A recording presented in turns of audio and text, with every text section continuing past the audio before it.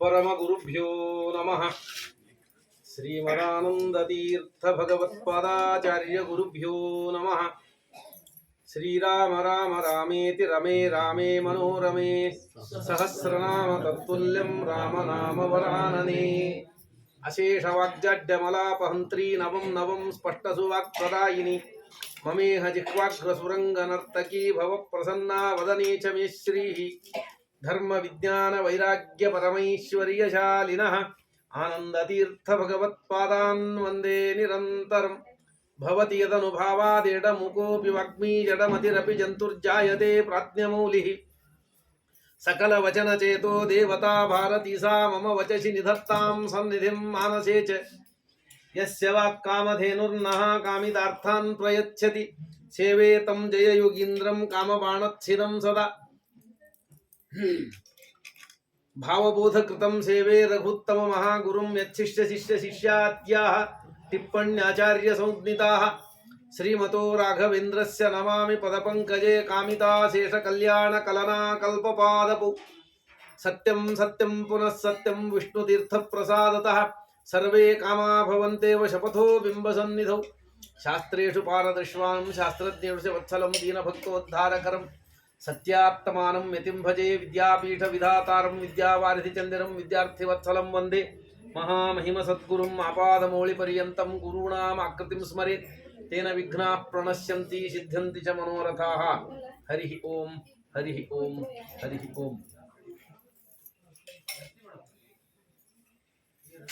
ರಾಮನ ಪಟ್ಟಾಭಿಷೇಕವನ್ನು ಮಾಡಬೇಕು ಅಂತ ದಶರಥ ಬಯಸದಾನೆ. ಮಂಥರೆ ಅದಕ್ಕೆ ವಿಘ್ನ ಮಾಡಿದ್ರು. ವಿಘ್ನ ಮಾಡುವುದನ್ನ ಕೈಕೇಯಿಯ ಮನಸ್ಸನ್ನು ಕೆಡಿಸುವ ಮುಖಾಂತರ ಮಾಡಿದ್ರು. ನೇರವಾಗಿ ಆಕೆಗೆ ರಾಮನ ಪಟ್ಟಾಭಿಷೇಕವನ್ನು ತಡೆಯುವ ಸಾಮರ್ಥ್ಯ ಇರಲಿಲ್ಲ. ಅವರು ಯಾರನ್ನೋ ಮೀಡಿಯಾ ಮಾಡಿಕೊಂಡು ಯಾರದ್ದೋ ಮುಖಾಂತರ ಜಗತ್ತಿಗೆ ತೊಂದರೆ ಕೊಡ್ತಾರೆ. ಆಚಾರ್ಯರನ್ನು ಮಾತ್ರ ಹೇಳ್ತಾರೆ, ರಾಮಾಯಣ ಮಹಾಭಾರತಗಳು ಮುಗಿದು ಹೋದ ಕಥೆಯಲ್ಲ. ಪ್ರತಿನಿತ್ಯ ಮನೆ ಮನೆಗಳಲ್ಲಿ, ಪ್ರತಿಯೊಬ್ಬರ ಮನಸ್ಸಿನಲ್ಲಿ, ಪ್ರತಿಯೊಂದು ಮನೆಯಲ್ಲಿ, ಪ್ರತಿಯೊಂದು ಊರಿನಲ್ಲಿ, ಪ್ರತಿಯೊಂದು ರಾಷ್ಟ್ರಗಳಲ್ಲಿ, ಪ್ರಪಂಚದಲ್ಲಿ ನಿತ್ಯ ನಡೆಯುವ ಕಥೆ ರಾಮಾಯಣ, ನಿತ್ಯ ನಡೆಯುವ ಕಥೆ ಮಹಾಭಾರತ. ಮಹಾಭಾರತ ರಾಮಾಯಣಗಳು ಅಧ್ಯಾತ್ಮನಿಷ್ಠಮ್ಮಿ ಭಾರತಂ ಪರಿಚಕ್ಷತೆ. ಅದು ಅಧ್ಯಾತ್ಮ ಅಂದ್ರೆ ದೇಹ, ಅಧ್ಯಾತ್ಮ ಅಂದ್ರೆ ಶರೀರ. ಪ್ರತಿಯೊಬ್ಬರ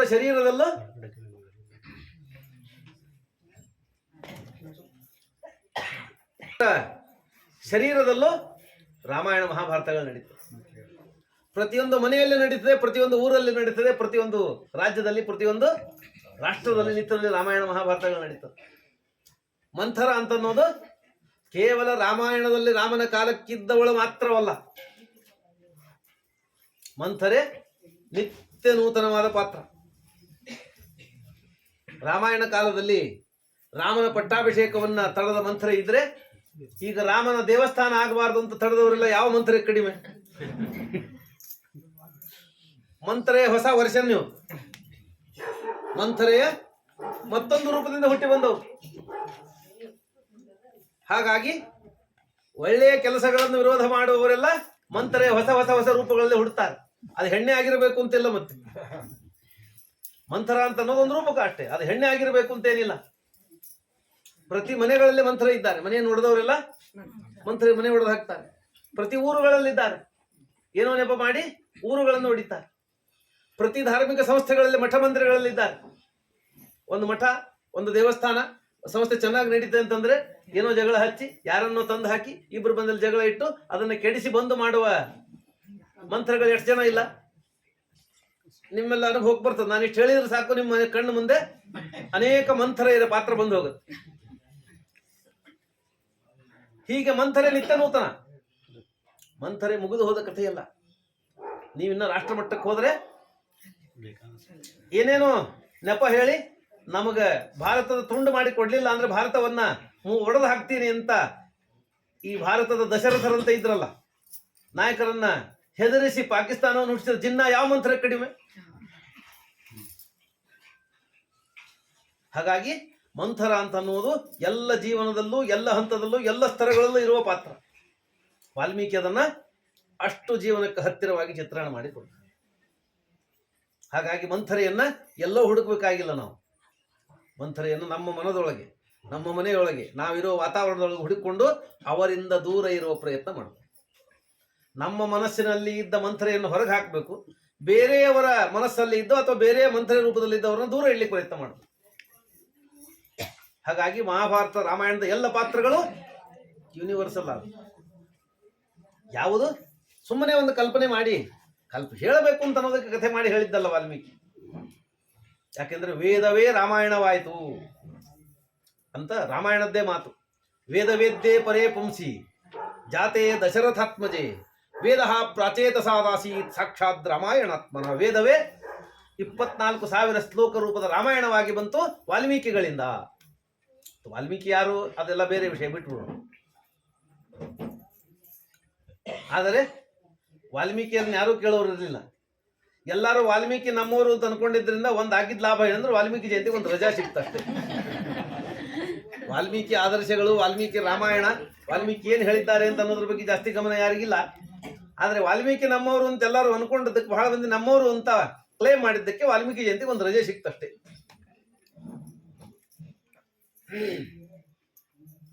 ಮಂಥರೆ ಹೀಗೆ ಅನಾದಿ ಕಾಲದಿಂದ ಅನಂತ ಕಾಲದವರೆಗೆ ನಡೆದ ಧರ್ಮ ವಿರೋಧಿಗಳ ಗುಂಪು ಮಂಥರೆಯ ಗುಂಪನ್ನು ಪ್ರತಿನಿಧಿಸುವವಳಾಗಿ ಮಂತ್ರಿ ತೋರ್ತಾಳೆ.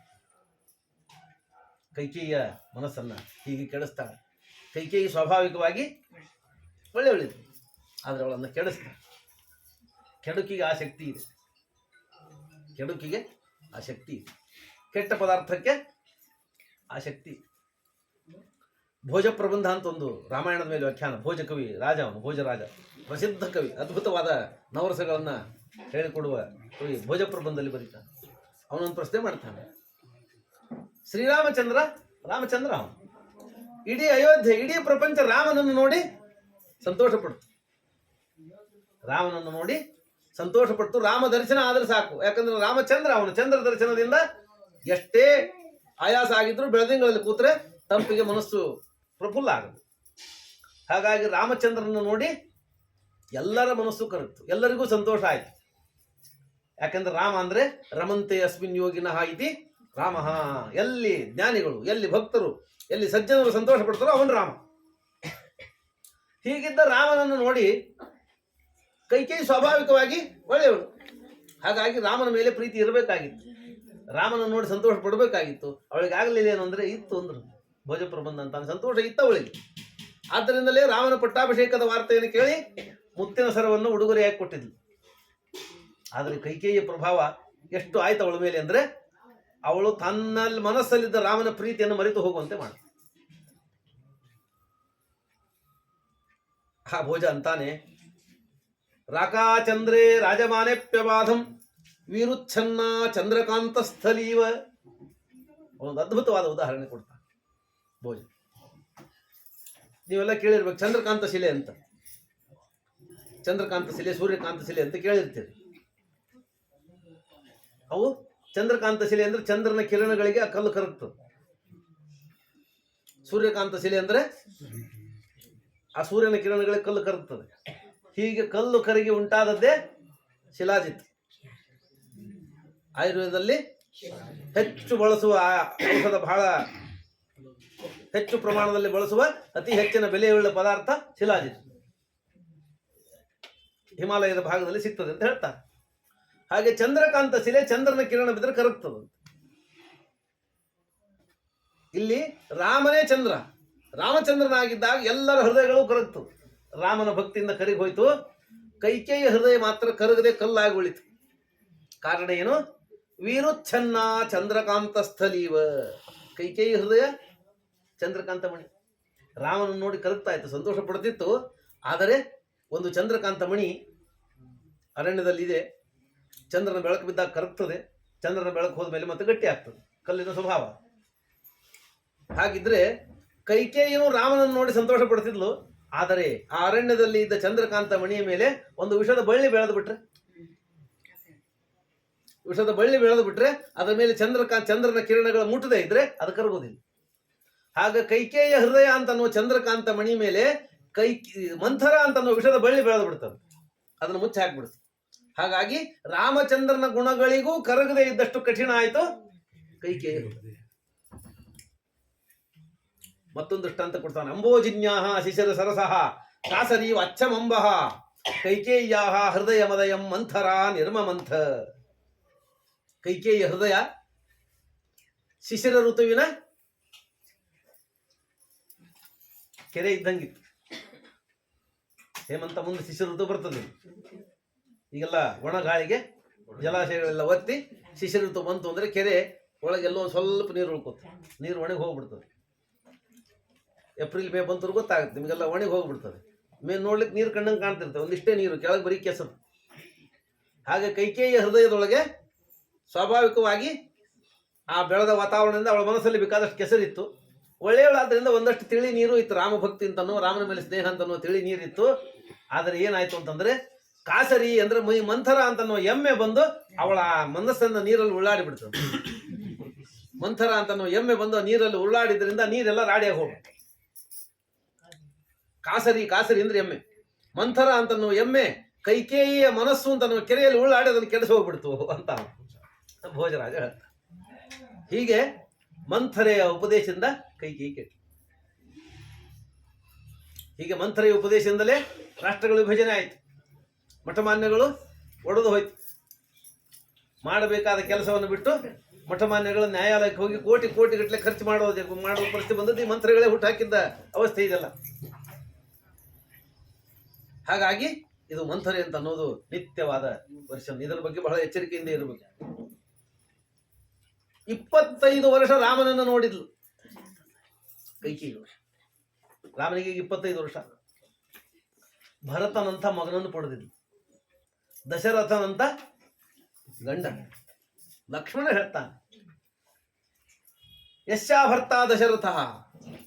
ಯಾವಳಿಗೆ ಗಂಡ ದಶರಥನಂತ ಗಂಡ ಇದ್ದಾನೆ, ಆತ್ಮಜ ಭರತಸ್ತು ಆತ್ಮಜ, ಭರತನಂತ ಉತ್ತಮ ಮಗ ಇದ್ದಾನೆ, ಕಥಂನೋ ಕಾಕೈಸಿ ತಾದೃಶಿ ಕ್ರೂರ ದರ್ಶಿನಿ ಅಂತ ಲಕ್ಷ್ಮಣ. ಇಂಥ ಭರತನಂಥ ಮಗನನ್ನು ಪಡೆದ ಕೈಕೇಯಿ ಇಷ್ಟೇನು ಕ್ರೂರಿ ಆಗ್ತಾಳೆ, ಇಷ್ಟೇನು ದುಷ್ಟಳಾದ್ಲು ಅಂತ ಲಕ್ಷ್ಮಣ ಆಶ್ಚರ್ಯ ಪಡ್ತಾನೆ. ರಾಮಾಯಣ ಅದು ದುಷ್ಟ ಪದಾರ್ಥಗಳ ಸುಖ. ದುಷ್ಟ ಪದಾರ್ಥಗಳಿಗೆ ಆ ಶಕ್ತಿ ಇದೆ. ದುಷ್ಟ ಪದಾರ್ಥಗಳಿಗೆ ಶಕ್ತಿ ಬಹಳ ಇದೆ ಅಂತ ಮಾತ್ರಕ್ಕೆ ಅದು ಗುಣ ಅಲ್ಲ, ದೋಷ. ಕೆಲವರು ವಿತಂಡವಾದ ಮಾಡ್ತಿರ್ತಾರೆ, ಕೇಳಿರ್ಬೇಕು ನೀವು. ಆಚಾರ್ಯ ಮೈಲಿಗೆಲಿದ್ದವ್ರು ಮಡಿಲಿದ್ದವ್ರು ಮುಟ್ಟಿದ್ರೆ ಮೈಲಿಗೆ ಆಗ್ತಾರೆ, ಮಡಿಲಿದ್ದವ್ರು ಮೈಲಿಗಿದ್ದವ್ರು ಮುಟ್ಟಿದ್ರೆ ಮಡಿ ಯಾಕಾಗಲ್ಲ ಅಂತ ಕೇಳ್ತಾರೆ. ಆದರೆ ಯಾವತ್ತೂ ಒಳ್ಳೇದು ಮಾಡೋದಕ್ಕೆ ಶಕ್ತಿ ಕಡಿಮೆ ಇರ್ತದೆ, ಕೆಟ್ಟ ಪದಾರ್ಥಗಳಿಗೆ ಶಕ್ತಿ ಜಾಸ್ತಿ. ಹಾಲು ಕುಡಿದ್ರೆ ಶಕ್ತಿ ಯಾವಾಗ ಬರ್ತದೆ? ಏನು ವೀಕ್ನೆಸ್ ಅಂತ ಹೋದ್ರಿ ಡಾಕ್ಟರ್ ಹತ್ರ, ಡಾಕ್ಟರ್ ಹೇಳಿದ್ರು ಇಲ್ಲ ಈ ಪೌಡರ್ ಹಾಕೊಡ್ರಿ ಇದನ್ನ ತೋರಿ ಹಾಲು ಕುಡೀರಿ ಅಂದ್ರು. ನೀವು ಹಾಲು ಕುಡಿದು ಕೂಡಲೇ ಹಿಂಗೆ ಕೈ ಎತ್ತಿ ಉಂಟು. ನೀವೆಂಥ ಒಳ್ಳೆ ಹಾಲು ಕುಡಿದ್ರು, ಫುಲ್ ಕ್ರೀಮ್ ಹಾಲು ಕುಡಿದ್ರು, A2 ಮಿಲ್ಕು ಗೀರ್ ಹಾಕೋದು ಹಾಲನ್ನೇ ತಂದು ನೀವು ಕುಡಿದ್ರು ಒಂದು 2-3 ತಿಂಗಳು ಬೇಕಾಗುತ್ತೆ ಮೈ ಒಳಗೆ ಶಕ್ತಿ ಬರಲಿಕ್ಕೆ. ಹಾಲು ಕುಡಿದ್ರಿ 2 ನಿಮಿಷನೂ ಬೇಡ, 2 ನಿಮಿಷದಲ್ಲಿ ತಕ್ಷಣದಲ್ಲಿ ಇರ್ತದೆ. ಎದುರಿಗಿದ್ದವ್ರು ಕಾಣೋದಿಲ್ಲ, ಮನಸ್ಸೇ ಬಂದಂಗೆ ಮಾಡ್ತಾನೆ, ತನ್ನದೇ ಲೋಕದಲ್ಲಿ ರಸ್ತೆ ಸರ್ವೆ ಮಾಡ್ಲಿಕ್ಕೆ ಶುರು ಮಾಡ್ಕೊತಾನೆ. ಸರ್ವೆ ಮಾಡ್ತಾನೆ, ಹೊಲಸಲ್ಲಿ ಬೀಳ್ತಾನೆ, ಗಟಾರದಲ್ಲಿ ಬೀಳ್ತಾನೆ. ಅಂದ್ರೆ ಶಕ್ತಿ ಯಾವುದಕ್ಕೆ ಜಾಸ್ತಿ? ಆಲ್ಕೋಹಾಲಿಗೆ ಶಕ್ತಿ ಜಾಸ್ತಿ ಇದೆ. ಅಂದ ಮಾತ್ರಕ್ಕೆ ಅದನ್ನು ಸ್ವೀಕಾರ ಮಾಡಬೇಕು ಅಂತ ಅರ್ಥನ? ಅದಕ್ಕೆ ಬಹಳ ಶಕ್ತಿ ಇದೆ. ನನ್ನನ್ನು ನಾಶ ಮಾಡ್ತದೆ ಅಂತ ಹೆದರಿ ದೂರ ಇರಬೇಕು. ಕೆಲವು ಶಕ್ತಿಗಳು ದೂರ ಇರಬೇಕಾಗುತ್ತೆ, ಶಕ್ತಿ ಇರೋದು ಗುಣ ಅಲ್ಲ ಅಲ್ಲಿ. ಹಾಗೆ ದುಷ್ಟ ಪದಾರ್ಥಗಳಿಗೆ ಸ್ವಾಭಾವಿಕವಾದ ಶಕ್ತಿ, ಬೆಳೆಯುವ ಶಕ್ತಿ ಇದೆ ಅದಕ್ಕೆ. ದುರ್ಗುಣಗಳು ತಾನೇ ಬೆಳೀತದೆ. ಸದ್ಗುಣಗಳನ್ನ ಬಹಳ ಪ್ರಯತ್ನ ಮಾಡಿ ಬೆಳೆಸಬೇಕು. ಅಷ್ಟು ಮಾಡಿ ಬೆಳೆಸಿನೂ ಯಾವತ್ತೂ ಒಂದು ದಿವಸ ಕೆಟ್ಟು ಹೋಗುತ್ತೆ, ಮತ್ತೆ ಬೆಳೆಸಬೇಕಾಗುತ್ತೆ. ನಿಮ್ಮ ಮನೆ ಮುಂದೆ ಏನೋ ಸ್ವಲ್ಪ ಜಾಗ ಬಿಟ್ಕೊಂಡಿರಿ, ಜಾಗ ದೊಡ್ಡದಿತ್ತು ಇಟ್ಕೊಂಡಿರೋ, ಸ್ವಲ್ಪ ರೋಡ್ ಜಾಸ್ತಿ ಬಂದಿತ್ತು ಅಂತ ಹೇಳಿ ಕಂಪೌಂಡ್ ಮುಂದೆ ಹಾಕೊಂಡು ಏನೋ ಮಾಡಿಕೊಂಡು ಒಂದು ಸ್ವಲ್ಪ ಜಾಗ ಬಿಟ್ಕೊಂಡಿದ್ರಿ. ಜಾಗ ಬಿಟ್ಕೊಂಡು ಅಲ್ಲಿ ಏನು ದೊಡ್ಡ ಬೆಳೆ ಅಲ್ಲ, 1-2 ತುಳಸಿ ಗಿಡ, 1-2 ಹೂವಿನ ಗಿಡ ಹಚ್ಕೋಬೇಕು ಅಂತ ಹಚ್ಕೊಂಡಿದ್ರಿ. ಯಾವಾಗ ನಿಮ್ಗೆ ಊರಿಗೆ ಹೋಗ್ಬೇಕಾಯ್ತು, ಪಕ್ಕದ ಮನೆಯವ್ರಿಗೆ ಹೇಳಿ ಹೋದ್ರಿ, 1-4 ದಿವಸ ನೀರು ಹಾಕ್ರಿ ನಮ್ಮ ಗಿಡಕ್ಕೆ ಅಂತ. ಅವ್ರು ಹ್ಞೂ ಅಂದರು, ಹಾಕಿದ್ರು, ಚಲೋ ಆಯ್ತು, ಅನುಕೂಲ ಆಯ್ತು, ಮಾಡ್ತಾ ಹೋದ್ರು, ಏನೋ ಗದ್ದಲಾಯ್ತು. ಅವ್ರು ನೀವು ಬರೋ ತನಕ ಅವರು ನೀರು ಹಾಕಿಲ್ಲ ಅಂದ್ರೆ ಬರೋ ಹೊತ್ತಿಗೆ ತುಳಸಿ ಗಿಡ ತುಳಸಿ ಕಾಷ್ಟ ಆಗಿರ್ತದೆ. ತುಳಸಿ ಗಿಡ ತುಳಸಿ ಕಾಷ್ಟ, ಹೂವಿನ ಗಿಡ ಒಣಗಿ ಕಟ್ಟಿಗೆ ಆಗಿಬಿಟ್ಟಿರ್ತದೆ. ಇಲ್ಲ, ಆದ್ರೆ ಅದೇ ಜಾಗದಲ್ಲಿ ಹುಲ್ಲಿಗೆ ಯಾರು ನೀರು ಹಾಕಿದ್ರು? ಮುಳ್ಳಿನ ಗಿಡಕ್ಕೆ ಯಾರು ನೀರು ಹಾಕಿದ್ರು? ನೀರಿಲ್ಲೇನು ಮುಳ್ಳಿನ ಗಿಡ ಬೆಳೀತು, ಹುಲ್ಲು ಬೆಳೆದು ಎಲ್ಲ ವ್ಯಾಪಿಸ್ತದೆ. ನೀವು ಬೇಕು ಅಂತ ಹಚ್ಚಿದ ಹುಲ್ಲಿನ ತುಳಸಿ ಹೂವು ಒಣಗಿ ಹೋಗುತ್ತೆ, ಹುಲ್ಲು ಮುಳ್ಳಿನ ಗಿಡ ಜಾಲಿ ಗಿಡ ಒಣಗೋದಿಲ್ಲ. ಅದು ನೀವು ಬೇಡ ಅಂದ್ರೂ ಬೆಳೀತು. ಜಾಗ ಖಾಲಿ ಇದ್ರೆ ಸಾಕು, ಸ್ವಲ್ಪ ದಿವಸ ಹೋಗಿ ನೋಡಿಲ್ಲ ಅಂದ್ರೆ ಅಲ್ಲಿ ಹುಲ್ಲು ಕಲ್ಲು ಮುಳ್ಳುಗಳು ಬೆಳೆದು ಹೋಗ್ಬಿಡ್ತದೆ. ಹಾಗೆ ದುಷ್ಟ ವಿಚಾರಗಳು ತಾನೇ ಬೆಳೀತಾ ಹೋಗುತ್ತೆ. ಆದ್ರೆ ನೀವು ಒಂದು ತುಳಸಿ ಬೆಳಿಬೇಕು ಅಂತಂದ್ರೆ ನಿತ್ಯ ಸ್ವಚ್ಛ ಮಾಡಬೇಕು, ನೀರು ಹಾಕಬೇಕು, ಅದನ್ನು ರಕ್ಷಣೆ ಮಾಡಿದ್ರೆ ಬೆಳೀತದೆ. ಸದ್ಗುಣಗಳನ್ನು ಉಳಿಸಿ ಬೆಳೆಸೋದು ಇಷ್ಟು ಕಷ್ಟ ಇದೆ. ಒಂದು ತುಳಸಿ ಗಿಡ ಬೆಳೆಸೋದು ಎಷ್ಟು ಕಷ್ಟ ಇದ್ರೆ ಸದ್ಗುಣಗಳನ್ನು ಬೆಳೆಸೋದು ಎಷ್ಟು ಕಷ್ಟ. ಹಾಗೆ ಮುಳ್ಳಿನ ಗಿಡಗಳು ತಾನೇ ಹುಟ್ಟಿ ಬರ್ತದೆ, ಹಾಗೆ ದುರ್ಗುಣಗಳು ಹುಟ್ಟಿ ಬರ್ತದೆ. ಹಾಗಾಗಿ ದುರ್ಗುಣಗಳಿಗೆ ಸ್ವಾಭಾವಿಕವಾಗಿ ಶಕ್ತಿ ಇದೆ, ಅದಕ್ಕೆ ಆಕರ್ಷಣೆಯೂ ಜಾಸ್ತಿ ಇದೆ. ಅದಕ್ಕೆ ಆಕರ್ಷಣೆಯೂ ಜಾಸ್ತಿ ಇದೆ. ಹಾಲಿನ ಬೂತು ಮನೆ ಹತ್ರ ಇರಬೇಕು, ಇದ್ರೆ ಹೋಗಿ ತಗೊಂಡ್ಬರ್ತಾರೆ. ಇಲ್ಲೇ ಇದ್ರೆ 8 ದೂರ ಯಾರು ಹೋಗ್ತಾರೆ ಬಿಡು. ಸಂಜೆ ಮುಂದೆ ಹೋದ ತೊಂದ್ರೆ ಆಯ್ತು. ಇವತ್ತೊಂದು ದಿವಸ ಹಾಲು ಇಲ್ಲದ್ರೆ ಇಲ್ಲ, ಹಾಲು ಇಲ್ಲದ್ರೆ ಹಂಗೆ ಇದ್ಬಿಟ್ರಾಯ್ತು. ಅಥವಾ ಚಹಾ ಕುಡಿತಿದ್ರು ಅಂದ್ರೆ ಅವ್ರು ಕುಡಿದ್ರಾಯ್ತು, ಕರಿ ಚಹಾ ಕುಡಿದ್ರಾಯ್ತು, ಮತ್ತೆಲ್ಲಿ ಹೋಗ್ಲಿ ಅಂತ. ಹಾಲು ಮನೆಗೆ ತಂದು ಕೊಡ್ಬೇಕು, ಹತ್ರದಲ್ಲೇ ಇರಬೇಕು. ಆಲ್ಕೋಹಾಲ್ ಅಂಗಡಿ ಎಷ್ಟು ದೂರ ಇದ್ರು ಹೋಗಿ ಕುಡಿದು ಬರ್ತಾವ.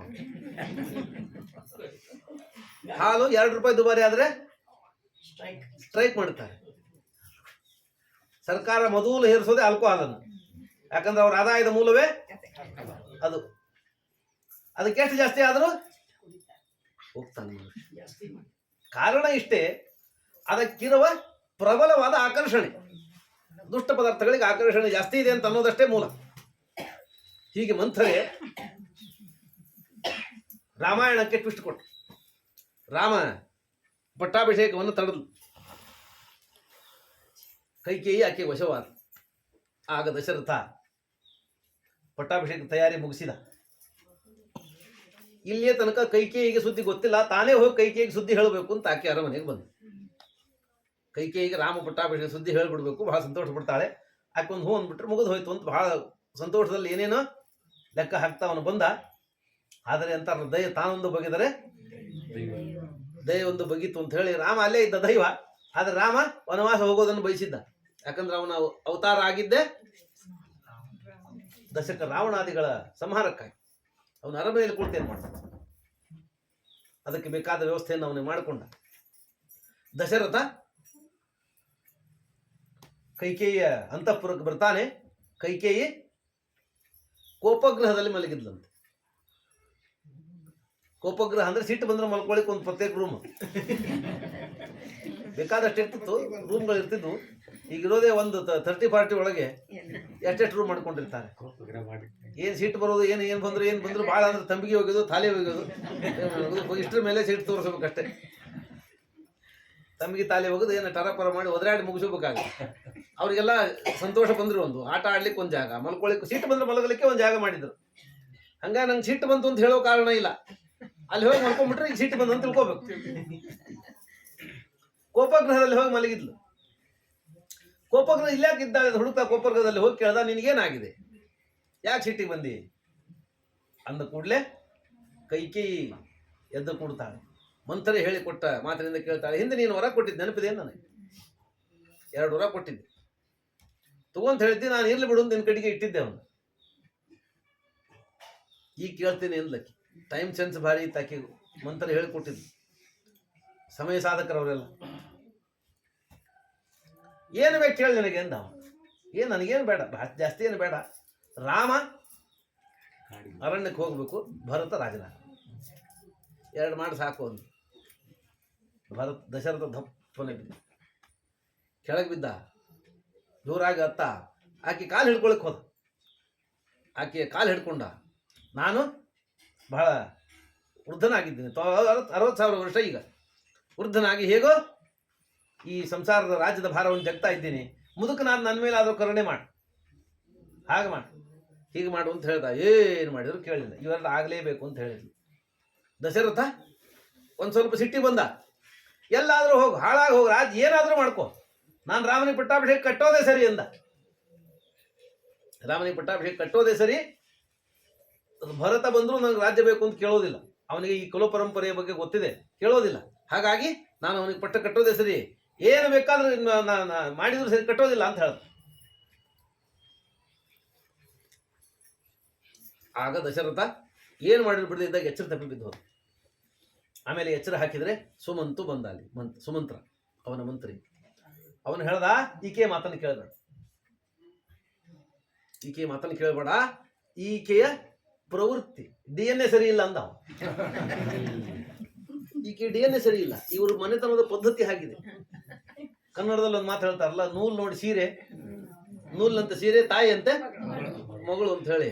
ಸುಮಂತು ನೋಡಿ, ಅವರ ಯಾವುದೋ ದೇಶದಲ್ಲಿ ನಡೆದ ಜ್ಞಾನ, ಅವರು ವಿಷಯ ಸಂಗ್ರಹ ಸಾಮರ್ಥ್ಯ ಎಷ್ಟಿರ್ತಿಲ್ಲ, ಹೆಂಗೆ ತಿಳ್ಕೊಂಡಿರ್ತಿದ್ರು ಅವರು. ಇವನು ಅಯೋಧ್ಯೆಯರ ಮಂತ್ರಿ, ಇವನು ಅಶ್ವಪತಿ ರಾಜನ ಮಗಳು ಈ ಕೈಕೇಯಿ. ಅವನು ಹೇಳ್ದ, ಇವಳ ತಾಯಿ ಅಂತ ಹೇಳಿ ಗೊತ್ತೇ ನಿನಗೆ? ಅವನೊಂದು ಕತೆ ಹೇಳ್ತಾನೆ. ಅಶ್ವಪತಿ ರಾಜ ಒಂದು ಸಂದರ್ಭದಲ್ಲಿ ಬೇಟೆ ಆಡ್ತಾ ಸಂಚಾರ ಮಾಡ್ತಾ ಅರಣ್ಯದಲ್ಲಿ ಹೋಗಿದ್ದ. ಅರಣ್ಯದಲ್ಲಿ ಹೋದಾಗ ಒಬ್ಬ ಸಾಧು ಪ್ರಾಣಿಗಳ ಜೊತೆ ಮಾತಾಡ್ತಿದ್ದ. ಅವಾಗ ಪ್ರಾಣಿಗಳ ಭಾಷೆ ತಿಳಿತಿತ್ತು. ಅಶ್ವಪತಿ ಕೇಳ್ದ, ನನಗೂ ಕಲಿಸ್ರಿ, ನೀನೇನು ಮಾಡ್ತಿ ತಗೊಂಡು, ಇದೆಲ್ಲ ಉಪಯೋಗ ಬೀಳೋದಿಲ್ಲ, ಬೇಡ ಅನ್ನ. ನಿಮ್ಗೆ ರಾಜ್ಯ ಆಡೋದಕ್ಕೆ ಇವೆಲ್ಲ ಬೇಕಾಗೋದಿಲ್ಲ, ನಮಗೇನೋ ಸಿದ್ಧಿ ಬಂದಿದ್ದಷ್ಟೇ, ನಮಗೇನು ಅಪೇಕ್ಷೆ ಇಲ್ಲ, ಬಂದಿದ್ದು ಇಲ್ಲ, ದಯಮಾಡಿ ಕೊಡ್ರಿ, ಬಹಳ ಆಗ್ರಹ ಮಾಡಿ. ಅವನಂದ, ನಿನಗೆ ಪ್ರಾಣಿಗಳು ಮಾತಾಡಿದ ತಿಳಿಯುವ ಶಕ್ತಿ ಕೊಡ್ತೀನಿ, ನಿನಗೆಲ್ಲ ಪ್ರಾಣಿಗಳ ಭಾಷೆ ಅರ್ಥ ಆಗುತ್ತೆ, ಆದ್ರೆ ಇದನ್ನು ಯಾರಿಗಾದ್ರೂ ಹೇಳಿದ್ರೆ ನೀನು ಸತ್ಯ ಹೋಗ್ತೀನಿ, ಇದನ್ನು ನೀನು ಯಾರಿಗಾದ್ರೂ ಹೇಳಿದ್ರೆ ಸತ್ಯ ಹೋಗ್ತೀನಿ ಅಂತ ಹೇಳಿ ಎಚ್ಚರಿಕೆ ಕೊಟ್ಟು ಕಳಿಸಿದ. ಹೀಗಿದ್ದಾಗ ಒಂದು ದಿವಸ ರಾತ್ರಿ ಅಶ್ವಪತಿ ಮಲಗಿದ್ದ, ಪಕ್ಕದಲ್ಲಿ ಅವನ ಹೆಂಡತಿ ಎಲ್ಲ ಜೊತೆ ಮಲಗಿದ್ರು ಅವರು. ಆಗ ಅವನು ಮಲಗಿದ ಮಂಚದ ಪಕ್ಕದಲ್ಲಿ 2 ಇರುವೆ ಹೊಂಟಿದ್ದು, ಗಂಡು ಹೆಣ್ಣು ಇರುವೆ. ಆ ಇರುವೆಗಳು ಮಾತಾಡ್ಕೋತಿತ್ತು. ಅದ್ರೊಳಗೂ ಏನೋ ಹೆಂಡತಿ ಸಿಟ್ಟು ಬಂದಿತ್ತು ಕಾಂತ, ಗಂಡು ಇರುವೆ ಸಮಾಧಾನ ಮಾಡ್ತಿತ್ತು, ಏನೋ ಮಾತಾಡ್ಕೊಂಡು ಹೊಂಟಿದ್ವು. ರಾಜ ಅದನ್ನು ಕೇಳಿ ನಕ್ಕ. ಆ ಹೆಂಡತಿ ಕೇಳಿದ್ದು, ಯಾಕೆ ನಕ್ಕಿ ನೀವು? ನನಗೆ ಹೇಳಿದ್ದಂಗೆ ನಗಲಿಕ್ಕಾದ್ರೂ ಏನು ಅಧಿಕಾರ? ನೀನು ಎಲ್ಲ ನನ್ನ ಅಧಿಕಾರ, ನಾನು ಕೇಳಿ ನಗ್ಬೇಕಾಗಿತ್ತು, ನೀನು ಯಾಕೆ ನಕ್ಕಿ ಅಂದ್ಲಕ್ಕಿ. ಅವನಂದ, ಏನಿಲ್ಲ ಸುಮ್ಮನೆ ನಕ್ಕಿ ಅಂದ. ಸುಮ್ಮನೆ ಯಾಕೆ ನಗ್ತಿ? ಸುಮ್ಮನೆ ನಗೋದು, ಸುಮ್ಮನೆ ಮಾತಾಡಿದ್ರೆ ಮತ್ತೆ ರಸ್ತೆಯಲ್ಲಿ ಹೊಟ್ಟಾಗಿ ಮಾತಾಡಿದ್ರೆ ಹುಚ್ಚು ಅಂತಿದ್ರು. ಈಗ ಒಬ್ಬರೇ ಮಾತಾಡ್ಕೊಂಡು ಹೋಗ್ತಿರ್ತಾರೆ, ಕಿವ್ಯಾಗ 1-2 ಹಾಕೊಂಡು ಮೊದಲೇ ರಸ್ತೆಯಲ್ಲಿ ಹಂಗೆ ಮಾತಾಡಿದ್ರೆ ಅವರು ಸ್ವಲ್ಪ ಧಾರವಾಡ ಕರ್ಕೊಂಡು ಹೋಗ್ರಪ್ಪ, ಬೆಳಗಾವಿ ರೋಡಿಗೆ ಕರ್ಕೊಂಡು ಹೋಗ್ರಿ ಅವ್ರನ್ನ ಅಂತಂತಿದ್ರು. ಈಗ ಅವೆಲ್ಲ ದೋಷಗಳಿಗೆ ಗುಣ ಆಗ್ಯಾವ. ಒಬ್ಬನೇ ಸುಮ್ಮನೆ ನಗಲಿಕ್ಕೆ ಸಾಧ್ಯ ಇಲ್ಲ, ನಗಲಿಕ್ಕೆ ಏನಾದರೂ ಕಾರಣ ಬೇಕು. ಅದೇನು ಕಾರಣ ನನಗೆ ಗೊತ್ತಾಗದು, ನಾನು ಮುಚ್ಚಿಟ್ಟೇನು ನಗ್ತೀನಿ, ಹೇಳಲೇಬೇಕು ಅಂದ್ಲಕ್ಕೆ. ಮೊದ್ಲು ಹೇಳಲಿಲ್ಲ, ಹಠ ಮಾಡಿದ್ಲಕ್ಕೆ, ನೀ ಹೇಳಲೇಬೇಕೀಗ ಅಂತ. ಅವನಂದ ಇಲ್ಲ, ನಾನು ಇದನ್ನ ಹೇಳಿದ್ರು ಸಾಯ್ತಿ ಅಂತ ಹೇಳಿದ್ದಾರೆ ಅವರು ಅಂದ. ನೀನ್ ಸತ್ರು ಅಡ್ಡಿಲ್ಲ ಹೇಳು. ಏನ್ ನಂಗೆ ಅನಿಸ್ತದೆ, ಬೇಕು ಅಂದ್ರೆ ಬೇಕಷ್ಟೇ, ಬೇಕು ಅಂದ ಕೂಡಲೇ ಅವನು ರಾತ್ರೋರಾತ್ರಿ ಮಂತ್ರಿಗಳನ್ನು ಕರೆಸಿ, ಅರಮನೆಯ ಪರಿಜನರನ್ನು ಕರೆಸಿ ಆಕೆನ ಅರಮನೆಯಿಂದ ಹೊರಗೆ ಹಾಕ್ಸಿದ. ನಿನಗೆ ಸಂಬಂಧ ಇಲ್ಲದ್ರ ತಲೆ ಹರಟೆ ಮಾಡಿ ನಾಶ ಮಾಡ್ಲಿಕ್ಕೆ ಹೊಂಟಿದ್ ಬೇಡ ಅಂತ ಹೇಳಿ ಆಕೆನ ಹೊರಗೆ ಹಾಕಿ ಆರಾಮಾಗಿದ್ದ. ಆ ಕೆಲಸ ನೀ ಮಾಡು ಅಂದ ಸುಮಂತ್ರ ಹೇಳ. ಆ ಕೆಲಸವನ್ನ ನೀನ್ ಮಾಡಿ ಈಕಿನ ಹೊರಗೆ ಹಾಕಿ ಆರಾಮಿರ್ತೀನಿ ಅಂತ ಆಕೆಯ ತಾಯಿಯಿಂದ ಬಂದ ಚಂಡಿತನ ಹಠಮಾರಿತನ ಏನಿತ್ತು ಅದನ್ನ ಹೇಳ್ಕೊಟ್ಟ. ಭರತ ಕೇಳ್ತಾನೆ ಬಂದ್ ಕೂಡಲೇ, ಆತ್ಮಕಾಮ, ಸದಾ ಚಂಡಿ, ಕ್ರೋಧನ, ಪ್ರಾಜ್ಞಮಾನಿನಿ ತಮ್ಮ ಅವನ ಬಗ್ಗೆ ಪ್ರಶ್ನೆ ಮಾಡೋದು. ನಮ್ಮವಿದ್ದಾಳ ಆತ್ಮಕಾಮ, ಯಾವಾಗಲೂ ತಾನು ಸುಖವಾಗಿದ್ರು ಸಾಕು, ಜಗತ್ತು ಹಾಳಾಗೋದು. ತಾನುಂಟ 3 ಆತ್ಮಕಾಮ, ಸದಾ ಚಂಡಿ, ತನ್ನ ಮಾತು ಬಂತು ಅಂದ್ರೆ ನಡಿಲೇಬೇಕು, ಇನ್ನೊಂದು ಮಾತಾಡಂಗಿಲ್ಲ. ಆತ್ಮಕಾಮ, ಸದಾ ಚಂಡಿ, ಕ್ರೋಧನ ಬರೀ ಚಿಟ್ಟಕಿ, ಪ್ರಾಜ್ಞಮಾನಿನಿ ತನ್ನ ತಾನೇ ಬುದ್ಧಿವಂತ ಅಂತ ಬೇರೆ ತಿಳ್ಕೊಂಡಾಗ. ಪ್ರಾಜ್ಞೆ ಅಂದ್ರೆ ಬುದ್ಧಿ, ತನ್ನನ್ನು ತಾನು ಬುದ್ಧಿವಂತರು ತಿಳ್ಕೊಂಡ ಮೂರ್ಖಳಾಕಿ. ಅಂತ ನನ್ನ ತಾಯಿ ಎಲ್ಲಿದ್ದಾಳೆ ಅಂತ ಕೇಳ್ದವ. ಭರತನಿಗೆ ಗೊತ್ತಿತ್ತು ನಮ್ಮ ತಾಯಿ ಏನು ಅಂತ ಕೇಳ್ದವ. ಇವನನ್ನು ಹೊರಗೆ ಹಾಕು ಅಂತ ಸುಮಂತ ಹೇಳಿದ. ಆದ್ರೆ ದಶರಥನ ಹತ್ರ ಅಶ್ವಪತಿಗಿದ್ದ ಸಾಮರ್ಥ್ಯ ಇರಲಿಲ್ಲ. ಅವನು ಸ್ತ್ರೈಣನಾಗ್ಬಿಟ್ಟಿದ್ದ, ಸ್ತ್ರೀವಶನಾಗಿದ್ದ. ಮಾತು ಬೇರೆ ಕೊಟ್ಟಾಗಿತ್ತು, ಹೊರ ಕೊಡ್ತೀನಿ ಅಂತ ಕೊಟ್ಟ ಮಾತು ಉಳಿಸ್ಕೋಬೇಕಾಗಿತ್ತು. ಅವನಂದ, ಭರತ ಬೇಕಾದ್ರೆ ರಾಜ ಆಗಲಿ, ರಾಮ ಇಲ್ಲೇ ಇರಲಿ. ರಾಮ ಇಲ್ಲೇ ಇರ್ತಾನೆ, ಭರತನಿಗೆ ಅನುಕೂಲ ಮಾಡ್ಕೊಂಡಿರ್ತಾನೆ. ಅರಮನೆ ಬೇಡ ಅಂದ್ರೆ ಎಲ್ಲ ಗುಡಿಸೋದೊಳಗಿರ್ತಾನೆ. ಭಿಕ್ಷೆ ಬೇಡ್ಕೊಂಡಾದ್ರೂ ಇರಲಿ, ರಾಮನನ್ನು ನೋಡಿ ನಾನು ಬದುಕ್ತೀನಿ. ಕೈಕೇಯಿ ಹೇಳಿದ್ಲು, ರಾಮ ಇಲ್ಲಿದ್ರೆ ಭರತನನ್ನು ಜನ ರಾಜ ಅಂತ ಒಪ್ಪೋದಿಲ್ಲ.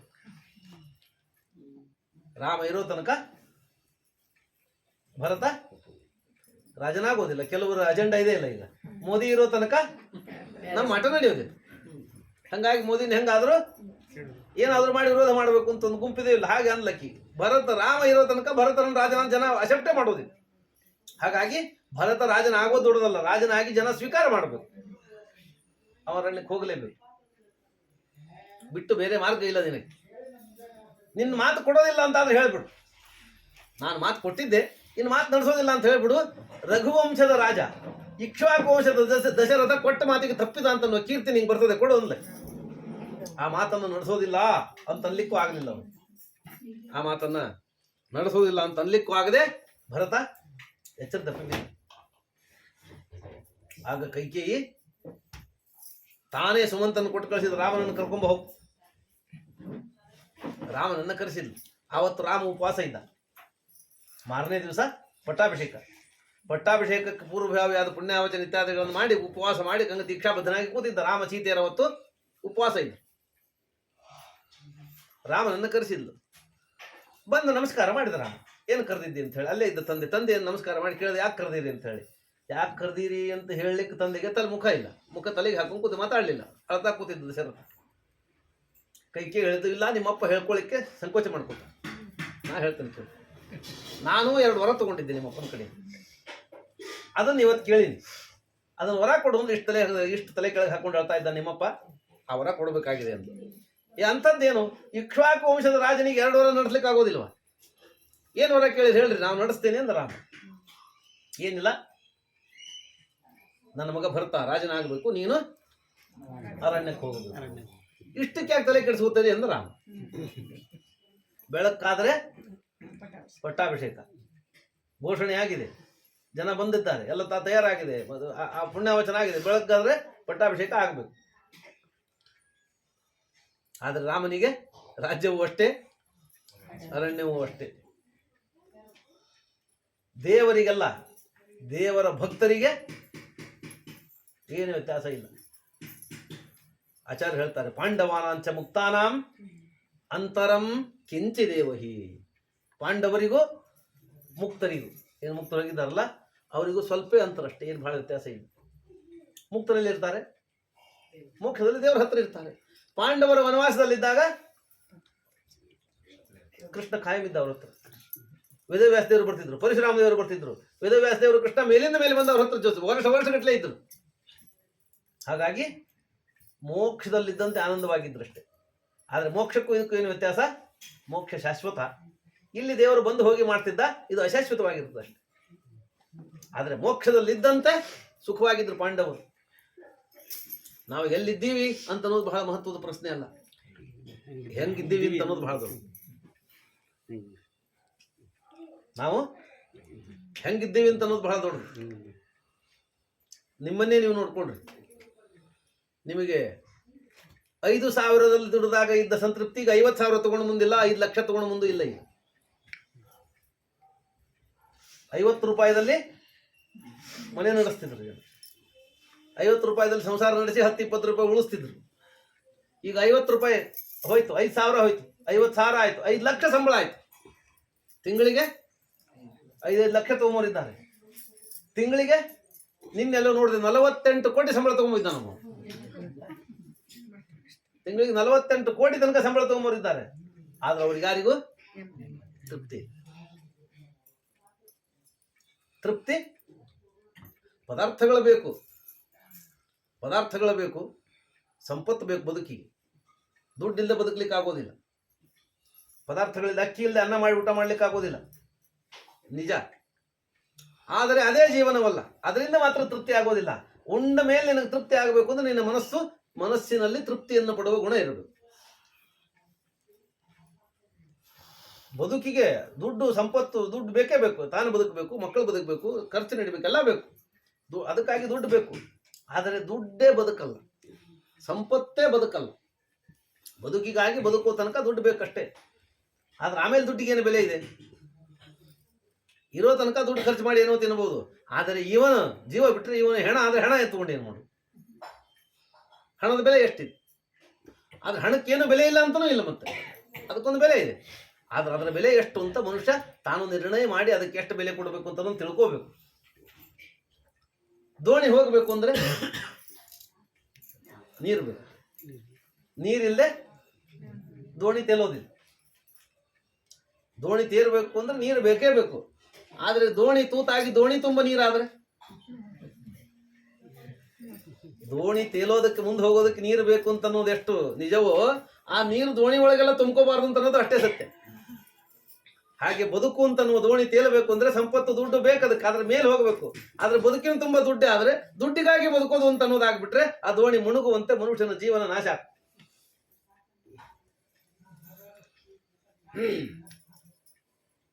ರಾಮನಿಗೆ ರಾಜ್ಯವೂ ಅಷ್ಟೇ, ವನವಾಸವೂ ಅಷ್ಟೇ. ಜ್ಞಾನಿಗಳಿಗೆ ಅಷ್ಟಿದೆ. ಧರ್ಮರಾಜ ದುಃಖಪಟ್ಟ, ನನ್ನಿಂದ ಹೆಂಡತಿಗೆ ತಮ್ಮಂದರಿಗೆ ಎಲ್ಲರಿಗೂ ಇಷ್ಟು ದುಃಖ ಆಯಿತು, ವನವಾಸಕ್ಕೆ ಬಂದರು ಅಂತ ಹೇಳಿ. ಧೌಮ ಋಷಿಗಳಂತಾರೆ, ವೇದವ್ಯಾಸ ದೇವರಂತಾರೆ, ನಿನ್ನ ಸೌಭಾಗ್ಯ ದೊಡ್ಡದು ಅಂತ ಹೇಳ್ಕೊ. ಧರ್ಮರಾಜನ ಅರಣ್ಯ ವನವಾಸದಲ್ಲಿ 88,000 ಜನ ಸನ್ಯಾಸಿಗಳಿದ್ರಂತ ಅವನ ಜೊತೆಗೆ. ಮಹಾಭಾರತ ಹೇಳ್ತಾರೆ. ಗೃಹಸ್ಥರು ಬೇರೆ, ಋಷಿಗಳು ಮತ್ತೆ ಹೆಂಡತಿ ಇದ್ದ ಋಷಿಗಳ ಗುಂಪು ಬೇರೆ, ಬ್ರಹ್ಮಚಾರಿಗಳ ಗುಂಪು ಬೇರೆ, ಅವರೆಲ್ಲ ಪಾಠವಿ ಜೊತೆಗಿದ್ದವರು. 88,000 ಜನ ಸನ್ಯಾಸಿಗಳೇ ಇದ್ರಂತೆ. ಸುಮಧ್ವಿಜಯದಲ್ಲಿ ನಾರಾಯಣ ಪಂಡಿತಾಚಾರ್ಯ ಹೇಳಿಕೊಡ್ತಾರೆ, ಅಚ್ಯುತ ಪ್ರೇಕ್ಷರಿಗೆ ಮಧ್ವಾಚಾರ್ಯ ಗುರುಗಳಾಗುವ ಯೋಗ ಬಂತು. ವಾಯುದೇವರಿಗೂ ಗುರುಗಳಾಗುವ ಯೋಗ ಹೇಗೆ ಸಂಪಾದನೆ ಮಾಡಿದ್ದು? ಹೇಗೆ? ಏನು ಕಾರಣ? ಪುರೈಷ ಕೃಷ್ಣಾಕರ ಸಿದ್ಧ ಶುದ್ಧಿ ಮಧ್ವರ ಅನ್ನ ಭುಕ್ತಿ ಅಖಿಲ ಪಾಂಡವಾಲಯೇ. ಏನು 88,000 ಜನ ಇದ್ರಲ್ಲ ಅರಣ್ಯದಲ್ಲಿ, ಅಲ್ಲಿ ದ್ರೌಪದಿಯ ಕೈಯನ್ನು ಅಡಿಗೆ ಊಟ ಮಾಡಿದ ಫಲ ಅವ್ರಿಗೆ. ದ್ರೌಪದಿ ಅಡಿಗೆ ಮಾಡ್ತಿದ್ಲು, ಭೀಮಸೇನ ದೇವರು ನೈವೇದ್ಯ ಮಾಡೋದು. ಭಾರತೀ ದೇವಿ ಮಾಡಿದ ಅಡಿಗೆ ವಾಯುದೇವರು ಮಾಡಿದ ನೈವೇದ್ಯ. ಜಗತ್ತಿನ ಎಲ್ಲ ಭಕ್ಷ್ಯ ಭೋಜ್ಯಗಳನ್ನ, ಜಗತ್ತಿನ ಎಲ್ಲ ಪ್ರಾಣಿಗಳು ತಿನ್ನುವ ಎಲ್ಲ ಆಹಾರವನ್ನು ನಿತ್ಯ ದೇವರಿಗೆ ವಾಯುದೇವರು ಸಮರ್ಪಣೆ ಮಾಡ್ತಾರೆ. ವಾಯುದೇವರು ಅಂದ್ರೆ ವಾಯು ಬ್ರಹ್ಮರು ಇಬ್ರು ಒಂದು, ಬ್ರಹ್ಮದೇವರು ಸಮರ್ಪಣೆ ಮಾಡ್ತಾರೆ ಅಂತ ಉಪನಿಷತ್ತು ಹೇಳ್ತದೆ. ಬೃಹದಾರಣ್ಯಕದಲ್ಲಿ ಅನೇಕ ಉಪನಿಷತ್ತಿ ಮಾತನ್ನು ಹೇಳಿಕೊಡ್ತದೆ. ಹಾಗೆ ಭಾರತೀ ದೇವಿಯಿಂದ ಸಿದ್ಧವಾದ, ವಾಯುದೇವರಿಂದ ನಿವೇದಿತವಾದ ಶುದ್ಧವಾದ ಅನ್ನವನ್ನು ಊಟ ಮಾಡಿದ ಕಾರಣದಿಂದ ಅವರು ವಾಯುದೇವರ ಅವತಾರರಾದ ಮಧ್ವಾಚಾರ್ಯರಿಗೂ ಗುರುಗಳಾಗೋ ಯೋಗವನ್ನು ಪಡ್ಕೊಂಡಿದ್ರು ಅಂತ ಹೇಳಿಕೊಡ್ತಾರೆ. ಹೀಗೆ 88,000 ಜನ ಸನ್ಯಾಸಿಗಳು ನಿತ್ಯ ಅಷ್ಟು ಜನ ಊಟ ಮಾಡಬೇಕು. ಏನು ಅವನ ಭಾಗ್ಯ ಇರಬೇಕು. ಗೃಹಸ್ಥರಿಗೆಲ್ಲ ಮೊದಲಿತ್ತು ಒಬ್ಬನೇ ಉಣಬಾರ್ದು ಅಂತಿದೆ, ಸಾಕ್ಷಿ ಭೋಜನ ಅಂತಿದೆ. ಗೃಹಸ್ಥನಾದವ ಒಬ್ಬನೇ ಊಟ ಮಾಡಬಾರ್ದು. ಯಾಕೆಂದ್ರೆ ಮನೆ ಕಟ್ಟುವ ಅಧಿಕಾರ ಇರೋದು ಗೃಹಸ್ಥನಿಗೆ ಮಾತ್ರ. ಸನ್ಯಾಸಿ ಮನೆ ಕಟ್ಟುವಂಗಿಲ್ಲ. ಗೃಹಸ್ಥರ ಮನೆಯಲ್ಲಿ ಬಂದು ಭಿಕ್ಷೆ ಸ್ವೀಕಾರ ಮಾಡಿ ಮುಂದೆ ಹೋಗ್ತಿರ್ಬೇಕು. ವಾನಪ್ರಸ್ಥರ ಮನೆ ಕಟ್ಟುವಂಗಿಲ್ಲ, ಇದ್ದದ ಮನೆ ಬಿಟ್ಟು ಹೋಗಿ ಅರಣ್ಯದಲ್ಲಿ ಇರಬೇಕು. ಬ್ರಹ್ಮಚಾರಿ ಮನೆ ಕಟ್ಟುವಂಗಿಲ್ಲ, ಗುರುಕುಲದಲ್ಲಿ ಇದ್ದು ಭಿಕ್ಷೆ ಬಿಡ್ಕೊಂಡು ಅಧ್ಯಯನ ಮಾಡಿ ತನ್ನ ಮನೆಗೆ ಹೋಗ್ಬೇಕು. ಯಾರಿಗೂ ಮನೆ ಕಟ್ಕೊಂಡಿರುವ ಅಧಿಕಾರ ಇಲ್ಲ. ಮನೆ ಕಟ್ಕೊಂಡಿರುವ ಅಧಿಕಾರ ಗೃಹಸ್ಥನಿಗೆ ಮಾತ್ರ ಇದೆ. ಗೃಹಸ್ಥರು ಅಂದ್ರೆ ಈ ದೇಶಪಾಂಡೆ ಕುಲಕರ್ಣಿ ಅಂತ ಹಿಂಗಲ್ಲ. ಮತ್ತೆ ಗೃಹಸ್ಥ ಅಂದ್ರೆ ಮದುವೆಯನ್ನು ಮಾಡಿಕೊಂಡು ಗೃಹಸ್ಥಾಶ್ರಮವನ್ನು ಪಾಲನೆ ಮಾಡ್ತಾ ಇರುವ ವ್ಯಕ್ತಿ ಅಂತ ಅರ್ಥ. ಈ ಗೃಹಸ್ಥರು ವೈದಿಕರು ಅಂತ ಅನ್ನೋದು ಹಿಂಗ್ ದೇಶಪಾಂಡೆರು ಕುಲಕರ್ಣಿರು ದೇಸಾಯರು ಗೃಹಸ್ಥರು, ಆಚಾರ ಎಲ್ಲ ವೈದಿಕರು ಅಂತ ಹಿಂಗೆಲ್ಲ ಆಗ್ಬಿಟ್ಟಿದೆ. ಈಗ ಕಾಲಕ್ರಮದಲ್ಲಿ ಆಗಿ ಹೋಗಿದೆ. ಈಗೆಲ್ಲ ಹಂಗೇನು ಉಳಿದಿಲ್ಲ ಅಂತ ಇಟ್ಕೊಡ್ರಿ. ಈಗೇನು ಮೊನ್ನೆ ಯಾರೋ ಒಬ್ರು ನನ್ನ ಎದುರಿಗೆ ಅಷ್ಟೇ ಮಾಡಿದ್ರು. ಆಚಾರ್ಯ ಒಂದು ಕಾಲಕ್ಕೆ ಏನು ಗಾಯತ್ರಿ ಮಂತ್ರ ಕೂಡ ಬರ್ತಿದ್ದಿಲ್ಲ. ದೇಸಾಯಿ ದೇಶಪಾಂಡೆ ಕುಲಕರ್ಣಿರು ಪಾಟೀಲರು ಅವ್ರ ಮಕ್ಕಳೆಲ್ಲ ಭಾರಿ ಭಾರಿ ಪಂಡಿತರಾಗಿ ಬಹಳ ಜನ ಪಂಡಿತರು ಅವರೇ ಇದ್ದಾರೆ. ಆಚಾರ ಮಕ್ಕಳಲ್ಲಿದ್ದಾರೆ ಅಮೆರಿಕದಾಗಿದ್ದಾರೆ. ಬಹಳಷ್ಟು ಜನ ಆಚಾರ ಮಕ್ಕಳೆಲ್ಲ ಮೊಮ್ಮಕ್ಕಳು ಅಮೆರಿಕ ಸೇರ್ಕೊಂಡವರು. ಕಾರಣ ಏನು? ಸುಲಭವಾಗಿ ಸಿಕ್ಕದ್ದರ ಬಗ್ಗೆ ಅಷ್ಟು ಆಧಾರ ಇರೋದಿಲ್ಲ. ಇವರಿಗೆ ತಲೆಮಾರುಗಳಿಂದ ವಿದ್ಯೆ ಹರಿದು ಬಂದಿತ್ತು, ಓದ್ಕೊಂಡಿದ್ರು, ಅದ್ರ ಬಗ್ಗೆ ಬಹಳ ಗಮನ ಇರಲಿಲ್ಲ. ಅವರಿಗೆ ವಿದ್ಯೆ ಬಗ್ಗೆ ಬಹಳ ಆಸಕ್ತಿ ಇತ್ತು. ಅವರು ವಿದ್ಯೆ ಬಗ್ಗೆ ಬಂದ್ರು, ಇವರು ವಿದ್ಯೆ ಬಿಟ್ಟು ಅಮೆರಿಕಕ್ಕೆ ಕೂತ್ಕೊಂಡ್ರು. ಯಾರ ಸ್ತುತಿ ನಿಂದೆಗಳು ಮಾಡ್ಲಿಕ್ಕೆ ಹೊರಟದ್ದಲ್ಲ ನಾನು. ಪರಿಸ್ಥಿತಿ ಹೇಗೆ ಬದಲಾಗ್ತದೆ ಅಂತ ಅನ್ನೋದನ್ನು ತಿಳಿಯೋದಷ್ಟೇ. ಪರಿಸ್ಥಿತಿ ಕಾಲಕ್ರಮದಲ್ಲಿ ಬದಲಾಗುತ್ತೆ. ಗೃಹಸ್ಥನಿಗೆ ಮಾತ್ರ ಮನೆ ಕಟ್ಟುವ ಅಧಿಕಾರ. ಮನೆ ಕಟ್ಟೋದು ಯಾಕೆ? ನಿತ್ಯ ತನಗೆ ಪಂಚಯಜ್ಞೆ ಮಾಡಬೇಕು. ಬ್ರಹ್ಮಚಾರಿಗಳು, ವಾನಪ್ರಸ್ಥರು, ಗೃಹಸ್ಥರು ಏನು ಇನ್ನು ಗೃಹಸ್ಥರನ್ನು ಆಶ್ರಯ ಮಾಡ್ಕೊಂಡು ಬದುಕ್ತಾರೆ, ಅವರಿಗೆ ಆಶ್ರಯ ಕೊಡೋದಕ್ಕೆ ಮನೆ ಕಟ್ಟೋದು. ಮನೆ ಕಟ್ಟೋ ಕಾಲಕ್ಕೆ ಪುರೋಹಿತರು ಸಂಕಲ್ಪ ಮಾಡಿಸ್ತಾರೆ. ಅತಿಥಿ ಅಭ್ಯಾಗತರಿಗೆ ಬರುವುದಕ್ಕೋಸ್ಕರ, ಅವ್ರಿಗೆ ಅನುಕೂಲ ಮಾಡೋದು, ನಿತ್ಯ ಪಂಚಯಜ್ಞೆ ಮಾಡೋದಕ್ಕೋಸ್ಕರ ಮನೆ ಕಟ್ತೀನಿ ಅಂತ ಸಂಕಲ್ಪ ಮಾಡಿಸಿರ್ತಾರೆ. ಅವನ ಸಂಸ್ಕೃತದಲ್ಲಿ ಅವ್ರು ಹೇಳಿ ಹೋಗಿರ್ತಾರೆ. ಕೆಲವು ಸರ್ತಿ ಹೇಳೋರಿಗೂ ಬರುವುದಿಲ್ಲ, ಏನು ಅರ್ಥ ಗೊತ್ತಿಲ್ಲ. ಕೇಳೋರಿಗಂತೂ ಗೊತ್ತೇ ಇಲ್ಲ. ಮಾಡಿದ್ರು ಅತಿಥಿ ಅಭ್ಯಾಗತರಿಗೆ ಮನೆ ಕಟ್ಟಿದೆ ಅಂತ ಹೇಳಿದ್ರು. ಮನೆ ಕಟ್ಟಿದ ಮರುದಿವಸ ಮೊದಲು ಮಾಡೋ ಕೆಲಸ ಏನು? ಇನ್ನ ಲಕ್ಷ್ಮೀ ವೆಂಕಟೇಶ ಪ್ರಸನ್ನ ಅಂತ ಬೋರ್ಡ್ ಬಂದಿಲ್ಲ.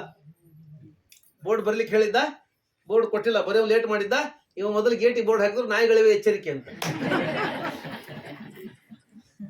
ಮನೆಗೆ ಯಾರು ಬರದೇ ಇದ್ದಂಗೆ ಬೋರ್ಡ್ ಹಾಕೊಂಡು ತನ್ನೊಳಗೆ ತಾನು ಬಂದಿ ಆದ. ಮನೆಗೆ ಯಾರು ಬರದೇ ಇದ್ದಂಗೆ ಮಾಡ್ಕೊಂಡು ಮೊದಲೆಲ್ಲ ಬ್ರಾಹ್ಮಣರು ಪೂಜೆ ಮಾಡಿ, ವೈಶ್ವದೇವ ಮಾಡಿ, ಒಂದು ಬಲಿಹರಣ ಮಾಡಿ, ಅನ್ನ ತಗೊಂಡ್ಬಂದು ಹೊರಗಡೆ ಹಾಕಿ ಕಾಯ್ಕೊಂಡು ಕೂರ್ತಿದ್ದೆ. ಯಾರಾದ್ರು ಊಟಕ್ಕೆ ಬರ್ತಾರೇನೋ ಅಂತ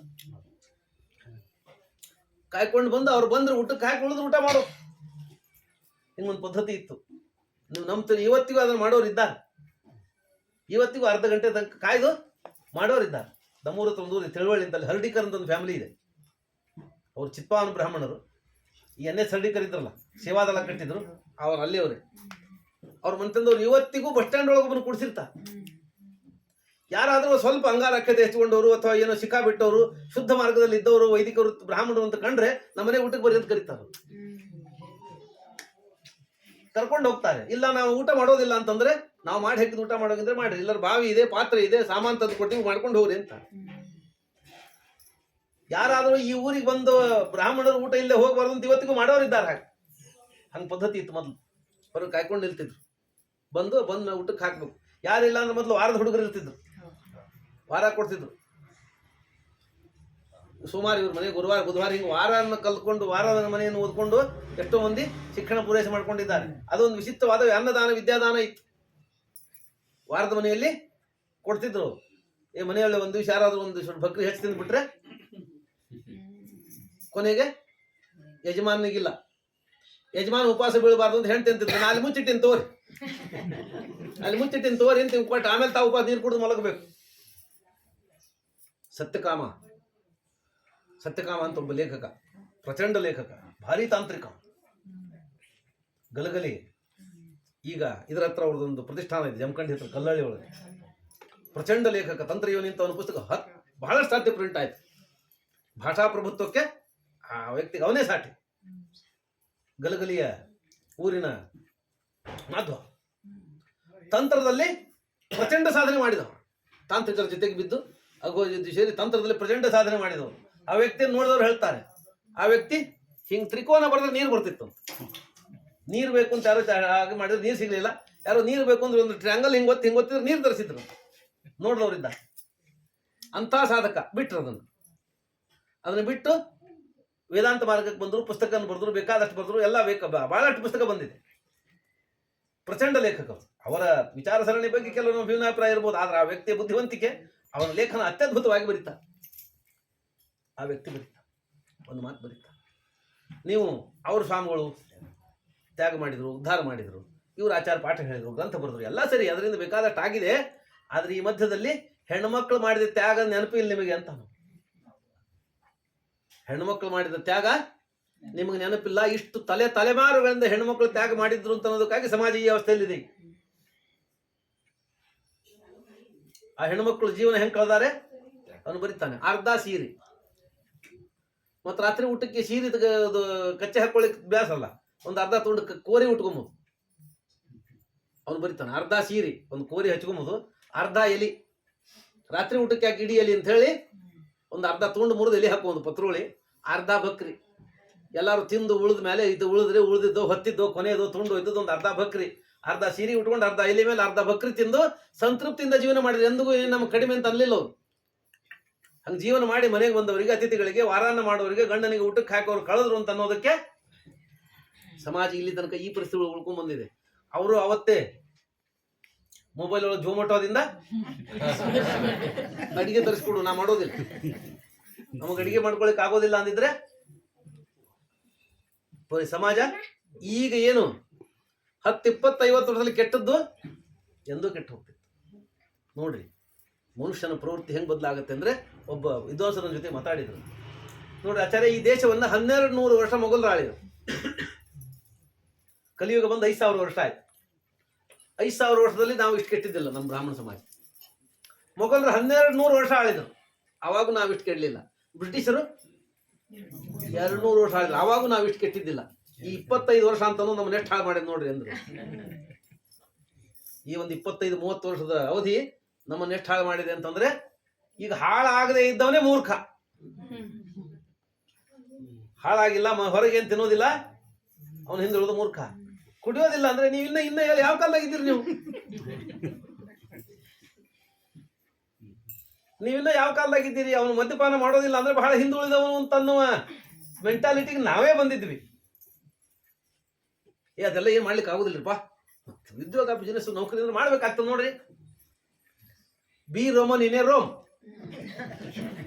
ರೋಮ್ನಿದ್ದಾಗ ರೋಮನ್ ಅಂತ ಇರಬೇಕು. ಹಂಗಾಗಿ ನಾವು ಅವ್ರ ಮಧ್ಯದಲ್ಲಿ ಕುಡಿಯೋದು ನಮ್ಮ ಆದ್ಯ ಕರ್ತವ್ಯ ಅಂತ ನಾವು ತಿಳ್ಕೊಂಡಿದ್ವಿ. ಆದರೆ ಮನುಷ್ಯನ ದೃಢ ಸಂಕಲ್ಪ ಇದ್ರೆ ನಿಮ್ಮ ನೌಕರಿ, ನಿಮ್ಮ ಚೌಕರಿ, ನಿಮ್ಮ ಫ್ರೆಂಡ್ಸ್ ಅಲ್ಲ. ವಿಶ್ವಸಂಸ್ಥೆಯೊಳಗೆ, ವಿಶ್ವಸಂಸ್ಥೆಯ ಮಟ್ಟದ ನಾಯಕರ ಮೀಟಿಂಗ್ ಒಳಗೆ ನಮ್ಮ ದೇಶದ ಪ್ರಧಾನಮಂತ್ರಿ ಹೋಗಿ ನಿಂಬೆ ಜ್ಯೂಸ್ ಕುಡಿದು ಬಂದು, ಅವರೆಲ್ಲ ಏನೇನು ಕುಡಿದ್ರೆ ನಿಂಬೆ ಹಣ್ಣಿನ ಜ್ಯೂಸ್ ಕುಡಿದು ಉಪವಾಸ ಇದ್ದೀನಿ ನಾನು, ನವರಾತ್ರಿ ಉಪವಾಸ ಅಂತ ಅವ್ರಿಗೆ ಹೇಳಿ ಕೈ ಮಾಡಿ ತಿರುಗಿ ಬಂದು. ಹಾಗಾಗಿ ನನ್ನ ಮನಸ್ಸು ಗಟ್ಟಿ ಇದ್ರೆ ನನ್ನನ್ನು ಅಧರ್ಮಕ್ಕೆ ಕೇಳ್ಕೊಂಡು ಹೋಗೋ ಶಕ್ತಿ ಯಾರಿಗೂ ಇಲ್ಲ. ನಾನು ಅಧರ್ಮಕ್ಕೆ ಹೋಗೋದು ಯಾವಾಗಂದ್ರೆ ನನ್ನ ಮನಸ್ಸು ಚಂಚಲ ಆದಾಗೆ ನಾನು ಬೀಳೋದು. ಈ ಮತ್ತೊಂದು ಪ್ರಜ್ಞೆ ನಮಗೊಬ್ಬ ನಾಯಕ ಬರಬೇಕಾಯ್ತು. ನಮಗೆ ಗಟ್ಟಿ ಇದ್ರೆ ಉಳಿಲಿಕ್ಕೆ ಆಗ್ತದೆ ಅಂತ ಪ್ರಜ್ಞೆ ಕೊಡ್ಲಿಕ್ಕೆ. ಇಲ್ಲಾಂದ್ರೆ ನಾವು ಕೆಡೋದು ಸಹಜ ಅಂತ ತಿಳ್ಕೊಂಡು ಹೊಂಟಿದ್ವಿ ನಾವು. ಹೀಗಿದೆ ಒಳಿತು ಕೆಡುಕಿನ ವ್ಯವಹಾರ. ಭರತ ರಾಜ್ಯಕ್ಕೆ ಬಂದ. ಆಮೇಲೆ ರಾಮ ಹೋಗ್ಬೇಕಲ್ಲ, ನಾನು ಹೊರಡ್ತೀನಿ ಅಂತಂದ. ರಾಮನಿಗೆ, ಭಗವಂತನಿಗೆ ಯಾವ ಜಾಗ ಏನು ಅಂತಾರಲ್ಲ, ಶೆಟ್ಟಿ ಬಿಟ್ಟಲ್ಲೇ ಪಟ್ನ ಅಂತ. ಶೆಟ್ಟಿ ಬಿಟ್ಟಲ್ಲೇ ಪಟ್ನ ಜನ ಸೇರ್ತಾರೆ ಅಂತ ಹೇಳಿ, ಭಗವಂತನಿಗೆ ಏನು ದುಃಖದ ಸಂಪರ್ಕವೇ ಇಲ್ಲದ ಆನಂದಪೂರ್ಣನಾದ ಭಗವಂತನಿಗೆ ರಾಜ್ಯಕ್ಕಿಂತ ಅರಣ್ಯವೇ ಸುಖ ಅನ್ಕೊಂಡ. ಹೊರಡಬೇಕು ಅಂತ ತಯಾರಾದ. ಲಕ್ಷ್ಮಣ ಬಿಡ್ಲಿಲ್ಲ. ತಲೆ ಕೆಟ್ಟಿದೆ ಇವನಿಗೆ ಅಂದ, ಅಪ್ಪನಿಗಂದ. ಅವನಿಗೆ ವಯಸ್ಸು ಜಾಸ್ತಿ ಆಗಿದೆ, 60,000 ವರ್ಷ. ಅರಳು ಮಳು ಬಂದಿದೆ, ಅವನಿಗೆ ಅರಳು ಮಳು ಬಂದಿದೆ. ಅವನೇನೋ ಮಾತಾಡ್ತಾನೆ, ಸ್ತ್ರೈಣನಾಗ್ಬಿಟ್ಟಾನೆ. ಹೆಂಡತಿ ಮಾತು ಕೇಳಿ ಏನೋ ಹೇಳ್ತಾ ಇದ್ದಾನೆ. ನೀನು ಹೂ ಅನ್ನು, ಈ ದಶರಥನ ಬಂಧನದಲ್ಲಿ ಇಡ್ತೀನಿ, ನೀನು ರಾಜನಾಗುವಂತ. ದಶರಥನ ಬಂಧನದಲ್ಲಿ ಇಟ್ಬೋಣ, ನೀ ರಾಜನಾಗ. ರಾಮ ಅಂದ, ಇಲ್ಲ, ಅದನ್ನ ಮಾಡ್ಲಿಕ್ಕೆ ಮುಂದೆ ಬರ್ತಾನೆ ಔರಂಗಜೇಬ.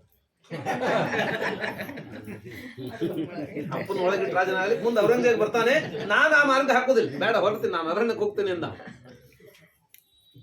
ನನ್ನ ಮಾರ್ಗ ಅದಲ್ಲ, ನಾನು ಜಗತ್ತಿಗೆ ಧರ್ಮದ ಮರ್ಯಾದಾ ಪುರುಷೋತ್ತಮನಾಗಿ ಆದರ್ಶ ಕಲಿಸ್ಲಿಕ್ಕೆ ಬಂದವನ್ನ, ಬೇಡ ಅಂತ ಹೇಳಿ ತಯಾರ. ಆಗ ಲಕ್ಷ್ಮಣ ಅಂದ, ನಾನು ಬರ್ತೀನಿ. ರಾಮ ಅಂದ, ನಿನಗೇನು ಕೆಲಸ ಅರಣ್ಯದಲ್ಲಿ? ಲಕ್ಷ್ಮಣ ಅಂದ, ಕೆಲಸ ಗೆಲ್ಲಿಸಿದ ಪ್ರಶ್ನೆ ಇಲ್ಲ, ನೀನೆಲ್ಲೋ ನಾನೇ.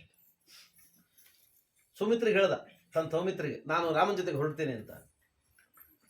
ಸೌಮಿತ್ರಿ ಏನು ಅನ್ಬೇಕಾಗಿತ್ತು? ಸುಮಿತ್ರಾದೇವಿ, ನಿನಗೇನು ಕೆಲಸ? ನದಿ ಒಳಗೆ ಕೈಕೇಯಿ ರಾಮ ಹೋಗ್ಲಿಂದ ಹೋಗ್ತಾ ನಡಿ ಒಳಗೆ ಬಾಯಿ ಮುಚ್ಕೊಂಡು ಅನ್ಬೇಕಾಗಿತ್ತು. ಸುಮಿತ್ರ ಹೇಳಿದ್ಲು, ಅಯೋಧ್ಯಾಂ ಅಟವೀಂ ವಿದ್ಧಿ ಮಾಂ ವಿದ್ಧಿ ಜನಕಾತ್ಮಜಾಂ ರಾಮಂ ದಶರಥಂ ವಿದ್ಧಿ ಗಚ್ಚತಾತ ಯಥಾ ಸುಖಂ. ಅರಣ್ಯಕ್ಕೆ ಹೊಂಟಿಯಲ್ಲ, ಅದನ್ನ ಅಯೋಧ್ಯ ಅಂತ ತಿಳ್ಕೊ. ಸೀತೆಯನ್ನ ನನ್ನ ತಾಯಿ ಸುಮಿತ್ರೆ ನಾನು ಇದ್ದಂಗೆ ಅಂತ ತಿಳ್ಕೊ, ರಾಮನ್ ದಶರಥ ಅಂತ ತಿಳ್ಕೊ, ನಡಿ ನೀನು ಅನ್ಲಕ್ಕಿ. ಸೃಷ್ಟಸ್ತಂ ವನವಾಸಾಯ, ನೀವು ಹುಟ್ಟಿದ್ದೇ ವನವಾಸಕ್ಕೆ ಹೋಗ್ಲಿಕ್ಕೆ, ನಡಿ ಮೊದಲು ಅನ್ಲಕ್ಕಿ. ಇದು ಆದರ್ಶ, ಸುಮಿತ್ರೆ ಆದರ್ಶ.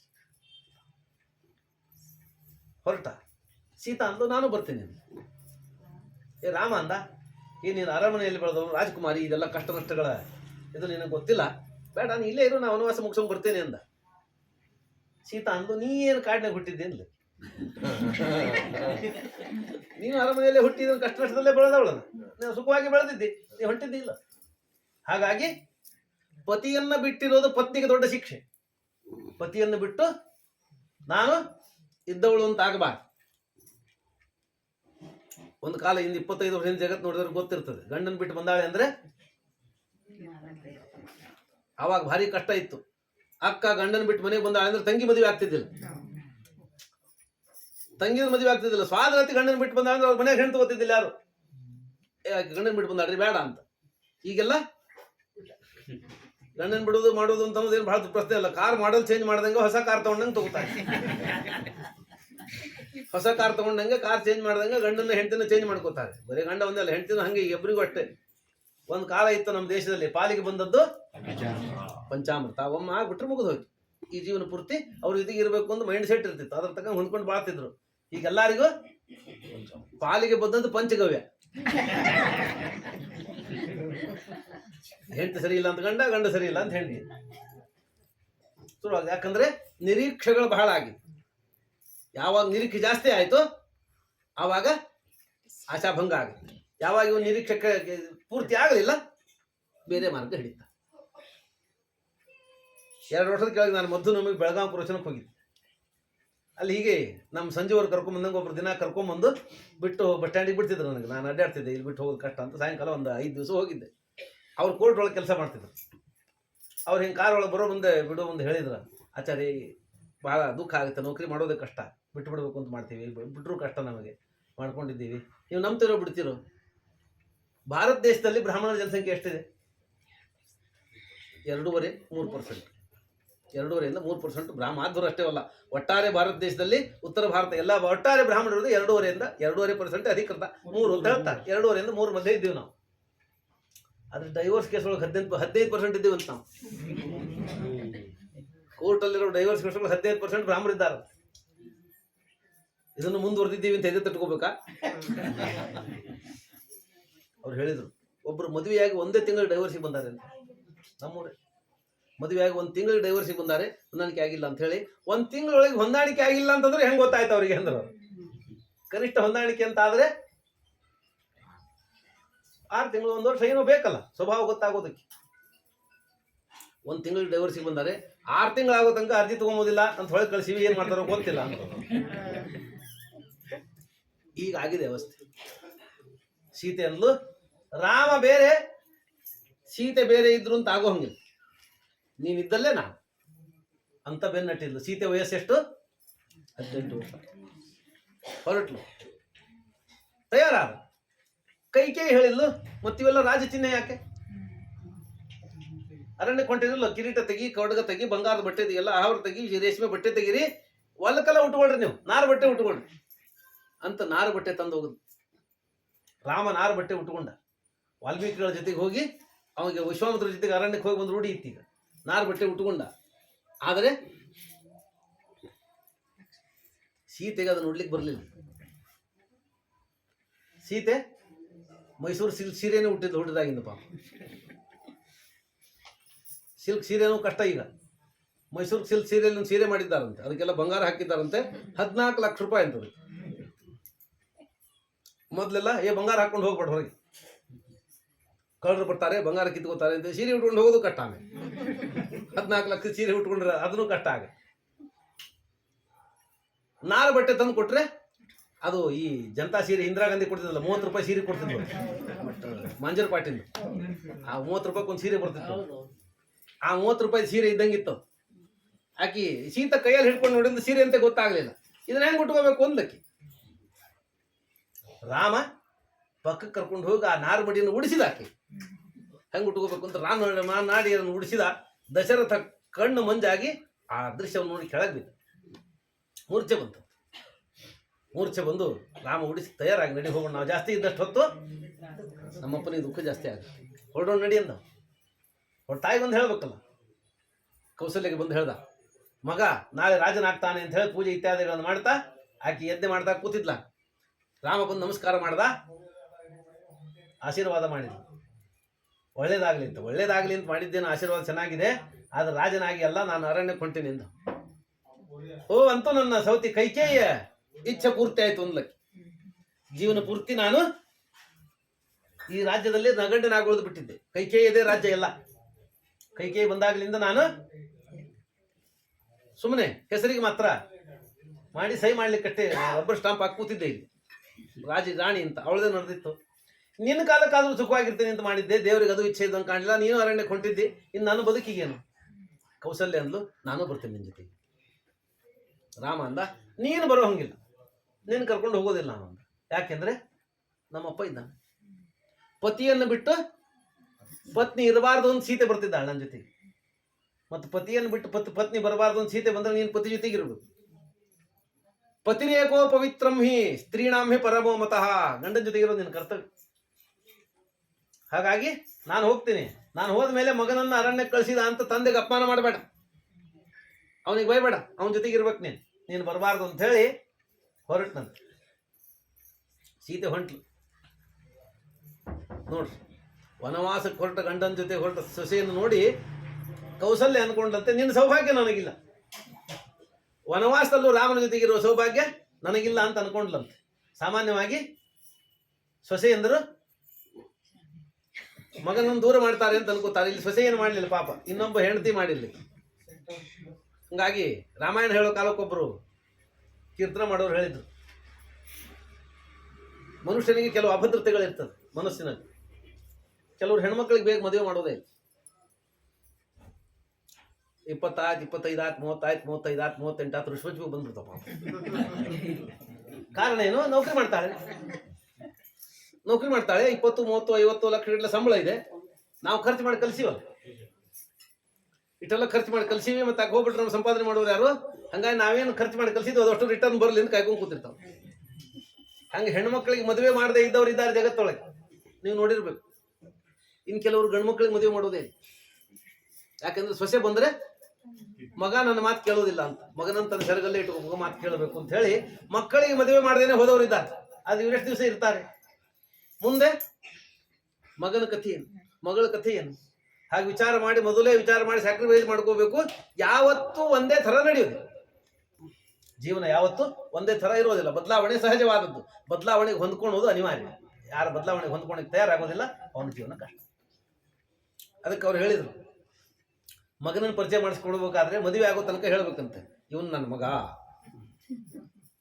ಮದುವೆ ಆದಮೇಲೆ ಇವನು ನಮ್ಮ ಸೊಸಿ ಗಂಡ ಅಂತ, ಇವನು ನಮ್ಮ ಸೊಸಿ ಗಂಡ ಅಂತ ಪರಿಚಯ ಮಾಡಿಸ್ಬಿಡ್ರಿ ಅಂದ್ರೆ ನೀವು ಮೊದಲೇ ತಯಾರಾಗಿ. ದುಃಖ ಆಗುತ್ತೆ. ನೀವು ಮನೆ ತಗೊಂಡ್ರಿ, ನಿಮ್ದು ಅನ್ಕೊಂಡ್ರಿ, ಏನೋ ಅನಾನುಕೂಲ ಆಯ್ತು, ವಿಮಾನ ನಿಲ್ದಾಣ ಕಟ್ಟಿದ್ರು, ಒಡೆದು ಹಾಕಿದ್ರು, ಬಿಟ್ಟು ಹೋಗೋದು ದುಃಖ ಆಯ್ತು ನಿಮ್ಗೆ. ಯಾಕೆ? ಇಲ್ಲೇ ಇರಬೇಕು ಅಂತ ಅನ್ಕೊಂಡಿದ್ರಿ, ಇರ್ತೀವಿ ಅನ್ಕೊಂಡಿದ್ರಿ, ಬಿಟ್ಟು ಹೋಗೋದು ದುಃಖ ಆಯ್ತು. ಬಾಡಿಗೆ ಮನೆಗಿದ್ರೆ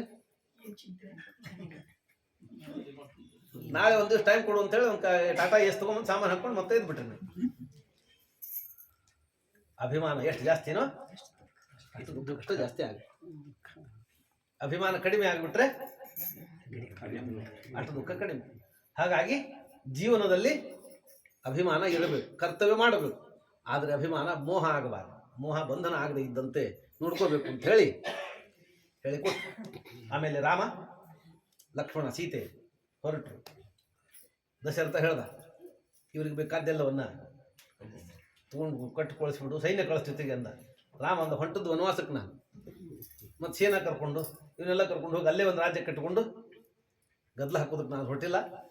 ನಾನು ವನವಾಸ ಅಂದ್ರೆ ನಾನು ಮಾತ್ರ ಹೋಗಬೇಕು ನಿಜವಾಗಿ, ಆದರೆ ಲಕ್ಷ್ಮಣ ಸೀತೆ ಜೊತೆಗಿದ್ದಾರೆ, ಅವ್ರು 3 ಮಂದಿ ಹೋಗ್ತೀವಿ ಇದು ಬೇಡ ಅಂತ ಹೇಳಿ ಸುಮಂತರ ಅವ್ರನ್ನ ಕರ್ಕೊಂಡು ಹೋಗಿ ಗಂಗಾ ನದಿಯನ್ನು ದಾಟಿಸಿ, ಗಂಗಾ ನದಿಯನ್ನು ದಾಟಿ ಅವನು ಗುಹನ ಭೇಟಿಯಾದ. ಅಲ್ಲಿ ಗುಹನಿಂದ ಉಪಚಾರ ಪಡೆದು ಅವನು ಮುಂದೆ ಚಿತ್ರಕೂಟ ಪರ್ವತಕ್ಕೆ ಒಂದೊಂದು ಸಂಚಾರ ಮಾಡ್ತಾ ಹೋಗ್ಬಿಟ್ರು. ಈ ಕಡೆಗೆ ಭರತ ಬಂದ. ಭರತನನ್ನು ಕಳಿಸಿದ್ರು ವಸಿಷ್ಠರು. ಭರತ ಬಂದು ನೋಡ್ದ, ಎಲ್ಲಿದ್ದ ನಮ್ಮ ಅಯೋಧ್ಯೆ ಯಾಕೆ ಹೀಗಿದೆ? ಅಯೋಧ್ಯೆಯಲ್ಲಿ ಸೂತಕದ ಕಳೆ ಇದೆ. ರಾಜಮರಣ ಹೊಂದಿದ್ದಾನೆ. ರಾಜಮರಣ ಹೊಂದಿದ್ರೆ ಯಾರಿಗೂ ಸೂತಕ ಇಲ್ಲ. ಪಟ್ಟಾಭಿಷಿಕ್ತರಾದ ರಾಜ, ಆತ್ಮಶ್ರಾದ್ದ ಮಾಡಿಕೊಂಡು ಸನ್ಯಾಸಿಗಳು ಮರಣ ಆದರೆ ಯಾರಿಗೂ ಸೂತಕ ಮೈಲಿಗೆ ಏನಿರೋದೇ ಇಲ್ಲ. ತಕ್ಷಣದಲ್ಲಿ ಇನ್ನೊಬ್ಬರನ್ನು ಕೂಡಿಸೋದೇ ಕರ್ಕೊಂಡು ಹೋಗಷ್ಟೇ ಹೊರತಾಗಿ ಆಚರಣೆ ಸೂತಕಾಚರಣೆ ಏನಿರೋದಿಲ್ಲ ಅವರು. ಯಾಕೆಂದ್ರೆ ಪೀಠ ಮುಂದುವರಿಬೇಕು, ರಾಜ್ಯ ಮುಂದುವರಿಬೇಕು. ಹಾಗಾಗಿ ಅವನು ಬಂದು ಕೇಳಿದ, ಏನಾಗಿದೆ? ಯಾರು ಏನು ಹೇಳಲಿಲ್ಲ ಅವನಿಗೆ. ಕೈಕೇಯಿ ಮನೆಗೆ ಬಂದ. ಕೈಕೇಯಿ ಪೀಠ ಸಿಂಹಾಸನ ಮೇಲೆ ಕೂತಿದ್ದ. ನಮ್ಮಪ್ಪ ಎಲ್ಲಿಂದ? ಕೈಕೇಯಿ ಏನು ಹೇಳಬೇಕು? ಯಾಗತಿ ಸರ್ವಭೂತಾನಾಂ ತಾಮ್ ಗತಿಂ ತೇ ಪಿತಾ ಗತ. ಹುಟ್ಟಿದವರೆಲ್ಲ ಎಲ್ಲಿಗೆ ಹೋಗ್ತಾರ ಅಲ್ಲಿಗೆ ಹೋಗಿ ನಿಮ್ಮಪ್ಪ ಅಂತ. ಹುಟ್ಟಿದವರೆಲ್ಲ ಒಂದು ದಿವಸ ಸಾಯ್ಬೇಕಲ್ಲ, ಹಂಗಾಗಿ ನಿಮ್ಮಪ್ಪ ಒಬ್ಬರನ್ನು ಹೊಂದಿದ್ದಾನೆ, ಅವನ ಬಗ್ಗೆ ತಲೆ ಕೆಡಿಸ್ಕೋಬೇಡ, ರಾಜನಾಗ ನಡಿ ಅಂತ. ಗಂಡ ಹೋಗಿದ್ದಾನೆ ಅಥವಾ ಅಪ್ಪ ಹೋಗಿದ್ದಾನೆ, ಇದು ಏನು ಚಿಂತೆ ಇಲ್ಲ, ರಾಜನಾಗ. ರಾಜ್ಯದ ದಾಹ, ಅಧಿಕಾರದ ದಾಹ ಬಹಳ ಕೆಟ್ಟ. ದುಡ್ಡಿನ ದಾಹ ಇದ್ದವ್ರಿಗಿಂತ ಅಧಿಕಾರದ ದಾಹ ಇದ್ದವ್ರ ಅಪಾಯಕಾರಿ. ದುಡ್ಡಿನ ದಾಹ ಇದ್ದವ ದುಡ್ಡು ಸಿಕ್ಕರೆ ದುಡ್ಡು ತಗೊಂಡು ಎಫ್ ಡಿ ಮಾಡ್ತಾನೋ ಏನು ಮಾಡ್ತಾನೋ, ಒಂದಿಷ್ಟು ಮನೇಲಿ ಇಟ್ಕೊಂಡು ಎಲ್ಲೋಗಿ ನೆಲದ ಬುಡ ಕಟ್ಟು ಮುಚ್ಚಿಟ್ಕೊಂಡು ಅದ್ರ ಮೇಲೆ ಮಕ್ಕೊಂಡ್ಬಿಡ್ತಾವ, ಅವ್ನ ಕೆಲಸ ಮುಗಿತಲ್ಲಿ. ಅಧಿಕಾರದ ದಾಹ ಇದ್ರೆ ನೋಡಿರಿಲ್ಲ ನೀವು, ಚೈನಾ ಜೊತೆ ಕೈ ಜೋಡಿಸ್ತಾರೆ, ಪಾಕಿಸ್ತಾನ ಜೊತೆಗೆ ಕೈ ಜೋಡಿಸ್ತಾರೆ, ರಾಷ್ಟ್ರ ವಿರೋಧಿ ಶಕ್ತಿ ಅಮೆರಿಕ ಜೊತೆ ಸೋರಸ್ ಜೊತೆ ಕೈ ಜೋಡಿಸ್ತಾರೆ. ಹಾಗಾಗಿ ಅಧಿಕಾರದ ದಾಹ ಇದ್ದವರು ಭಾರತ ಇತಿಹಾಸದ ಯುದ್ಧದಲ್ಲಿ, ಸ್ವಾತಂತ್ರ್ಯ ಸಂಗ್ರಾಮದಲ್ಲಿ, ಅಥವಾ ರಾಣಾ ಪ್ರತಾಪನೋ ಅಥವಾ ಕಿತ್ತೂರು ಚೆನ್ನಮ್ಮನೋ ಸ್ವಾತಂತ್ರ್ಯ ಸಂಗ್ರಾಮದಲ್ಲಿ ಮೇಲಿಂದ ಮೇಲೆ ಯುದ್ಧದಲ್ಲಿ ಸೋತು ದಾಸ್ಯವಾಗಿದ್ದ ಯಾಕೆ? ಅಧಿಕಾರದಾಹಿಗಳಾದ ಒಳ ನೀಚರಿಂದ. ಹಾಗಾಗಿ ಅಧಿಕಾರದಾಹಿಗಳು ರಾಷ್ಟ್ರ ನಾಶ ಮಾಡ್ತಾರೆ. ಭರತ ಅಧಿಕಾರದಾಹಿ ಆಗಿರಲಿಲ್ಲ ಅಂತ ಅನ್ನೋದೇ ಅವನ ಶ್ರೇಷ್ಠ ಗುಣ. ಹೋಗಿ ಕೇಳ್ದ, ನಿಮ್ಮ ರಾಮನನ್ನು ವನವಾಸಕ್ಕೆ ಕಳಿಸಿನಿ, ನೀನು ರಾಜನಾಗುವ ಅಂದ. ವಾಚಾಮಗೋಚರವಾಗಿ ಬೈದ. ಕುಲನಾಶ ಮಾಡಿದ್ದಿ, ಗಂಡನನ್ನ ನುಂಗ್ ಹಾಕಿದ್ದಿ, ನನ್ನ ಇದಕ್ಕೆ ನಾಶ ಮಾಡಿ ನನಗೆ ಬಹಳ ಅಪಕೀರ್ತಿ ತಂದಿ ನೀನು ಅಂತೇಳಿ ಭರತ ಬೈದ. ನಾನು ರಾಜನಾಗೋದಿಲ್ಲ ಅಂತೇಳಿ ತಂದೆಗೆ ಮಾಡಬೇಕಾದ ಕರ್ತವ್ಯಗಳನ್ನೆಲ್ಲ ಮಾಡಿದ. ರಾಜ್ಯ ತಗೋರಿ, ರಾಜ್ಯದ ರಸ್ತೆ ಮಾಡ್ರಿ, ರಾಮ ಇದ್ದಲ್ಲಿ ಹೋಗಿ ಕರ್ಕೊಂಡ್ಬರ್ತೀನಿ ಎಂದ. ರಾಮ ಇದ್ದಲ್ಲಿಗೆ ಭರತ ಹೊರಟ. ದಾರಿಯಲ್ಲಿ ಪರಿಯ ಪರೀಕ್ಷೆ ಮಾಡಿದ್ರು. ಎಲ್ಲ ಅಗಸ್ತ್ಯ ಪರೀಕ್ಷೆ ಮಾಡಿದ್ರು, ಗುಹ ಪರೀಕ್ಷೆ ಮಾಡ್ದ. ಇವನು ರಾಮನನ್ನು ಕೊಂದು ಬಿಡಬೇಕು ಅಂತ ಹೊಂಟಿದ್ರೆ, ತಿರುಗಿ ಬರಲೇಬಾರ್ದು, 14 ವರ್ಷ ಆದ್ಮೇಲೆ ದುರ್ಯೋಧನ ಪ್ರಯತ್ನ ಮಾಡಿದಂಗೆ ಕೊಲ್ಲಬೇಕು ಅಂತ ಹೊಂಟಾನೇನು ಅಂತೇಳಿ ಮತ್ತೆ ಪರೀಕ್ಷೆ ಮಾಡಿ, ಇಲ್ಲ ಇವನು ರಾಮನ ಮೇಲೆ ಭಕ್ತಿಯಿಂದ ಹೊಂಟಾನೆ ಅಂತ ಎಲ್ಲರೂ ಬಿಟ್ಟರು, ತಾವು ಜೊತೆ ಸೇರ್ಕೊಂಡು. ರಾಮ ಬಂದ. ಲಕ್ಷ್ಮಣ ಗಿಡದ ಮೇಲೆ ಏರಿ ನೋಡ್ದ, ಸೇನೆ ಗದ್ದಲ ನೋಡಿ. ಭರತ ಸೈನ್ಯ ಸಮೇತನಾಗಿ ಬರ್ತಾ ಇದ್ದಾನೆ. ಅಣ್ಣ ನನಗೆ ಆಜ್ಞೆ ಕೊಡು, ಅವನು ಇಲ್ಲಿಗೆ ಬರೋದಕ್ಕಿಂತ ಮೊದಲೇ ಸೇನಾ ಸಮೇತವಾಗಿ ನಾಶ ಮಾಡ್ತೀನಿ ಅಂತ. ರಾಮಂದ, ಯಾಕೆ? ಒಂದು ಇಲ್ಲ, ಯುದ್ಧ ಮಾಡಿ ನಿನ್ನ ಕೊಲ್ಲಕ್ಕೆ ಬರ್ತಾ ಇದ್ದಾನ. ರಾಮಂದ, ಭರತನ ಬಗ್ಗೆ ಆಟ ತಪ್ಪು. ಇಷ್ಟಾಗಿ ಭರತ ಬಂದು ಸೊಲಸು ಯುದ್ಧ ಮಾಡಿ ನನ್ನ ಕೊಂದು ಹೋಗೋದಾದ್ರೆ ಕೊಂದು ಹೋಗು. ಭರತ ಹಾಗೆ ಮಾಡೋದಲ್ಲ, ಸುಮ್ಮನೆ ಇರು, ಶಾಂತನಾಗು ಅಂತ ಮಾಡಿಸಿದ. ಆಮೇಲೆ ಭರತ ಬಂದ, ಆಲಿಂಗನ ಮಾಡಿಕೊಂಡ್ರು, ಪರಸ್ಪರ ವಿಚಾರಣೆ ಮಾಡಿದರು. ಭರತ ಹೇಳ್ದ, ತಂದೆ ಹೋದರು, ದಶರಥ ಇಲ್ಲ. ರಾಮ ಅರಣ್ಯಕ್ಕೆ ಹೋಗಿ 6ನೇ ದಿವಸಕ್ಕೆ ದಶರಥ ಪ್ರಾಣ ಬಿಟ್ಟಿದ್ದ. ನೋಡ್ರಿ, ರಾಮನನ್ನ ದೇವರನ್ನ ಬಿಟ್ಟಿರೋದಿಲ್ಲ ಅಂತನೋ ಭಕ್ತನ ನಿಷ್ಠೆ ಎಂಥದ್ದು ಅಂತ ಅನ್ನೋದಕ್ಕೆ ದಶರಥ ಉದಾಹರಣೆಯ. ರಾಮ ಇಲ್ಲದಿದ್ರೆ ನಾನಿದ್ದೇನು ಪ್ರಯೋಜನ, ಇರೋದಿಲ್ಲ ಅಂತ ಬಿಟ್ಟ. ಆಗ ರಾಮ ಲಕ್ಷ್ಮಣರು ತಂದೆಗೆ ಶ್ರಾದ್ದ ಮಾಡಿ ಅವ್ರದ್ದು ದೈಹಿಕ ಕರ್ಮಗಳನ್ನು ಮಾಡಿದರು.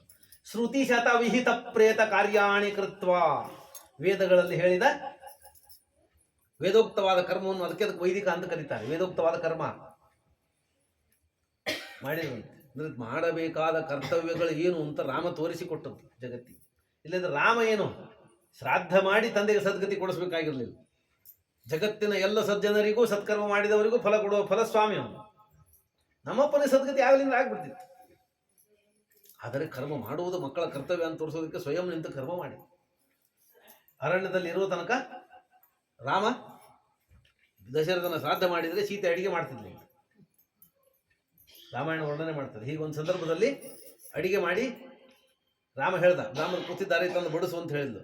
ಸೀತೆ ಬಡಿಸಬೇಕು ಅಂತ ಹೊರಗೆ ತಗೊಂಡ್ಬಂದು ನೋಡಿದ್ರು, ಒಳಗೆ ಹೋಗ್ಬಿಟ್ಲು, ಬರಲೇ ಇಲ್ಲ. ರಾಮ ಅಂದ ತಗೊಂಬ ಅಂತ ಹೇಳಿ, ಇಲ್ಲ ನೀವೇ ಬಡಿಸ್ರಿ ಅಂದ್ಲೆ ಅಡಿಗೆ, ನಾನು ಬರೋದಿಲ್ಲ ಹೊರಗೆ. ಯಾಕೆ ಅಂದ, ಇಲ್ಲೇನು ಬ್ರಾಹ್ಮಣರು ಕೂತಾರಲ್ಲ ಶ್ರಾದ್ದಕ್ಕೆ, ಅವ್ರೊಳಗೆ ನಂಗೆ ದಶರಥ ಬಂದು ಕೂತದ್ದು ಕಾಣ್ತಾ ಇದೆ. ಆ ಬ್ರಾಹ್ಮಣರಲ್ಲಿ ದಶರಥ ಕಾಣ್ತಿದ್ದಾನೆ. ದಶರಥ ಬಂದಾನೆ. ದಶರಥನನ್ನು ಯಾವಾಗಲೂ ಒಳ್ಳೆ ರೇಷ್ಮೆ ಸೀರೆ ಉಟ್ಕೊಂಡು ಮೈತುಂಬ ಆಭರಣಗಳನ್ನು ಹಾಕೊಂಡು ರಾಜಕುಮಾರಿ ಅಂತೂ ಸುಖವಾಗಿದ್ದದ್ದನ್ನೇ ನೋಡಿದ್ದಾನೆ.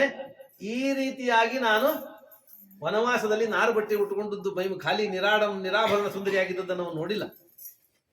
ಈ ರೀತಿಯಲ್ಲಿ ನನ್ನ ನೋಡಿದ್ರೆ, ಈ ಸ್ಥಿತಿಯಲ್ಲಿ ನೋಡಿದ್ರೆ ಆ ದಶರಥನ ದುಃಖ ಆಗ್ತದೆ. ಇವತ್ತು ಅವನಿಗೆ ದುಃಖ ಆಗೋದು ಬೇಡ, ನಾನು ಬರುವುದಿಲ್ಲ ಅಂದ್ಲು. ಹಾಗೆ ಪ್ರತ್ಯಕ್ಷವಾಗಿ ಪ್ರತಿಗಳಲ್ಲಿ ಬರ್ತಾರೆ ಅಂತ ಅನ್ನೋದಕ್ಕೆ ರಾಮಾಯಣ ದರ್ಶನ ಕೊಡ್ತಾರೆ. ಹೀಗೆ ರಾಮ ಮಾಡಿಕೊಟ್ಟ ದಶರಥ. ಭರತ ಹೇಳ್ದ, ನೀನು ರಾಜ್ಯಕ್ಕೆ ಬಾ, ರಾಜನ. ನೋಡಿ, ನನಗೆ ಬೇಕು ಅಂತ ಜಗಳ ಆಡಿದವರಿದ್ದಾರೆ. ರಾಜ್ಯ ನನಗೆ ಬೇಕು ಅಂತ ಹೊಡೆದಾಡಿ ಅಷ್ಟೊತ್ತಿಗೆ ಕರ್ನಾಟಕದ ಮಾನವನ್ನು ಮೂರಾ ಬಟ್ಟೆ ಮಾಡಿದ್ರು ವಾಲಿ ಸುಗ್ರೀವರು. ಕರ್ನಾಟಕದ ಮಾನವನ್ನು ಮೂರಾ ಬಟ್ಟೆ ಮಾಡಿ ಮುಗಿಸಿದ್ರು. ಕರ್ನಾಟಕದ್ದೇ ಭಾಗ ಅದು, ಕಿಷ್ಕಿಂದ ಅದ ಬೇಕಷ್ಟು ಮೂರಾ ಬಟ್ಟೆ ಮಾಡಿ ಮುಗಿಸಿದ್ರು. ಯಾರು ತಪ್ಪು ಯಾರು ಸರಿ ಬೇರೆ ಪ್ರಶ್ನೆ. ನನಗೆ ಬೇಕು ಅಂತ ಜಗಳ ಆಡೋರು ಬೇಕಾಷ್ಟು ಜನ ಇದ್ದಾರೆ. ಇಲ್ಲಿ ನನಗೆ ಬೇಡ ಅಂತ ಜಗಳ ಮಾಡಿದ್ರು. ನನಗೆ ಬೇಡ ತಗೋಂತ ಭರತ, ನಾನು ಬಿಟ್ಟು ಬಂದೀನಿ ಒಲ್ಲೆ ಅಂತ ರಾಮ. ಈಗ ಬೇಡ ಅಂತ ಜಗಳ ಮಾಡಿದವರು ಇದ್ದಾರ? ಭರತ ರಾಮನಿಲ್ಲ. ಭರತ ಹೇಳ್ದ, ನೀನು ಬರಬೇಕು, ರಾಜ್ಯ ನಿನಗೆ ಕೊಟ್ಟಿದ್ದೆ, ನಮ್ಮಪ್ಪ ನನಗೆ ಕೊಟ್ಟಿದ್ದ, ನನಗೆ ಕೊಟ್ಟ ಮೇಲೆ ನನಗೆ ಯಾರಿಗಾದ್ರೂ ಕೊಡ್ಲಿಕ್ಕೆ ಅಧಿಕಾರದ ಇಲ್ಲ, ನೀನು ನಾನು ಕೊಡ್ತೀನಿ ತಗೋ ಅಂತ. ರಾಮ ಅಂದ, ನಿನಗೆ ರಾಜ್ಯ ಕೊಡ್ಲಿಕ್ಕೆ ಕೊಟ್ಟಿಲ್ಲ, ರಾಜ್ಯ ಆಳ್ಲಿಕ್ಕೆ ಕೊಟ್ಟ. ನೀನು ರಾಜ್ಯ ಆಳ್ಬೇಕು, ಕ್ಷತ್ರಿ, ನೀನು ರಾಜ್ಯ ಆಳು ಅಂತ ಹೇಳ್ದ. ನಾನು ಅಪ್ಪನಿಗೆ ಮಾತು ಕೊಟ್ಟಿನಿ, ಬರುವುದಿಲ್ಲ ಅಂದ. ಭರತ ಅಂದ, ದಶರಥನ ಮಾತಿಗೆ ಈಗೇನು, ದಶರಥ ಇಲ್ಲಲ್ಲ. ದಶರಥ ಇದ್ರೆ ದಶರಥನ ಮಾತು ಮೀರೋದು ಹೆಂಗೆ ಏನು ಪ್ರಶ್ನೆ? ದಶರಥ ಇಲ್ಲೇ ಇಲ್ಲ, ಹಾಗಾಗಿ ನೀನು ಬರಬೇಕು, ನಾನು ರಾಜ್ಯ ಆಜ್ಞೆ ಮಾಡ್ತೀನಿ ಅಂದ. ರಾಮ ಅಂದ, ನಾನು ನಿನ್ನ ರಾಜ್ಯದೊಳಗಿಲ್ಲ, ಈಗ ನಿನ್ನ ರಾಜ್ಯದ ಪ್ರಜೆ ಅಲ್ಲ ನಾನು ಅರಣ್ಯದೊಳಗೆ. ಆಮೇಲೆ ನೀನು ರಾಜನಾಗೋಕ್ಕಿಂತ ಮೊದಲು ದಶರಥ ರಾಜ ಇದ್ದ, ಅವ ನನಗೆ ಅರಣ್ಯಕ್ಕೆ ಆಜ್ಞೆ ಮಾಡಿ ಆಗಿದೆ. ಇನ್ನು ದಶರಥ ಬದುಕಿದ್ರೆ ಬರ್ಬೋದಾಗಿತ್ತು, ಯಾಕಂದ್ರೆ ವಿಲ್ ಬರೆದವನೇ ಬದುಕಿದ್ರೆ ವಿಲ್ ಬದಲು ಮಾಡ್ಬೋದು. ವಿಲ್ ಬರೆದವನು ಸತ್ತೋದ್ಮೇಲೆ ವಿಲ್ ಅದು ಹಾಗೆ ನಡಿಬೇಕು, ಅದನ್ನೇನು ಬದಲು ಮಾಡೋ ಹಂಗಿಲ್ಲ. ಹಾಗಾಗಿ ನನಗೆ ಅರಣ್ಯಕ್ಕೆ ಹೋಗುವ ವಿಲ್ಲನ್ನು ಬರೆದ ಸತ್ತು ಹೋಗಿದ್ದ ನಮ್ಮಪ್ಪ.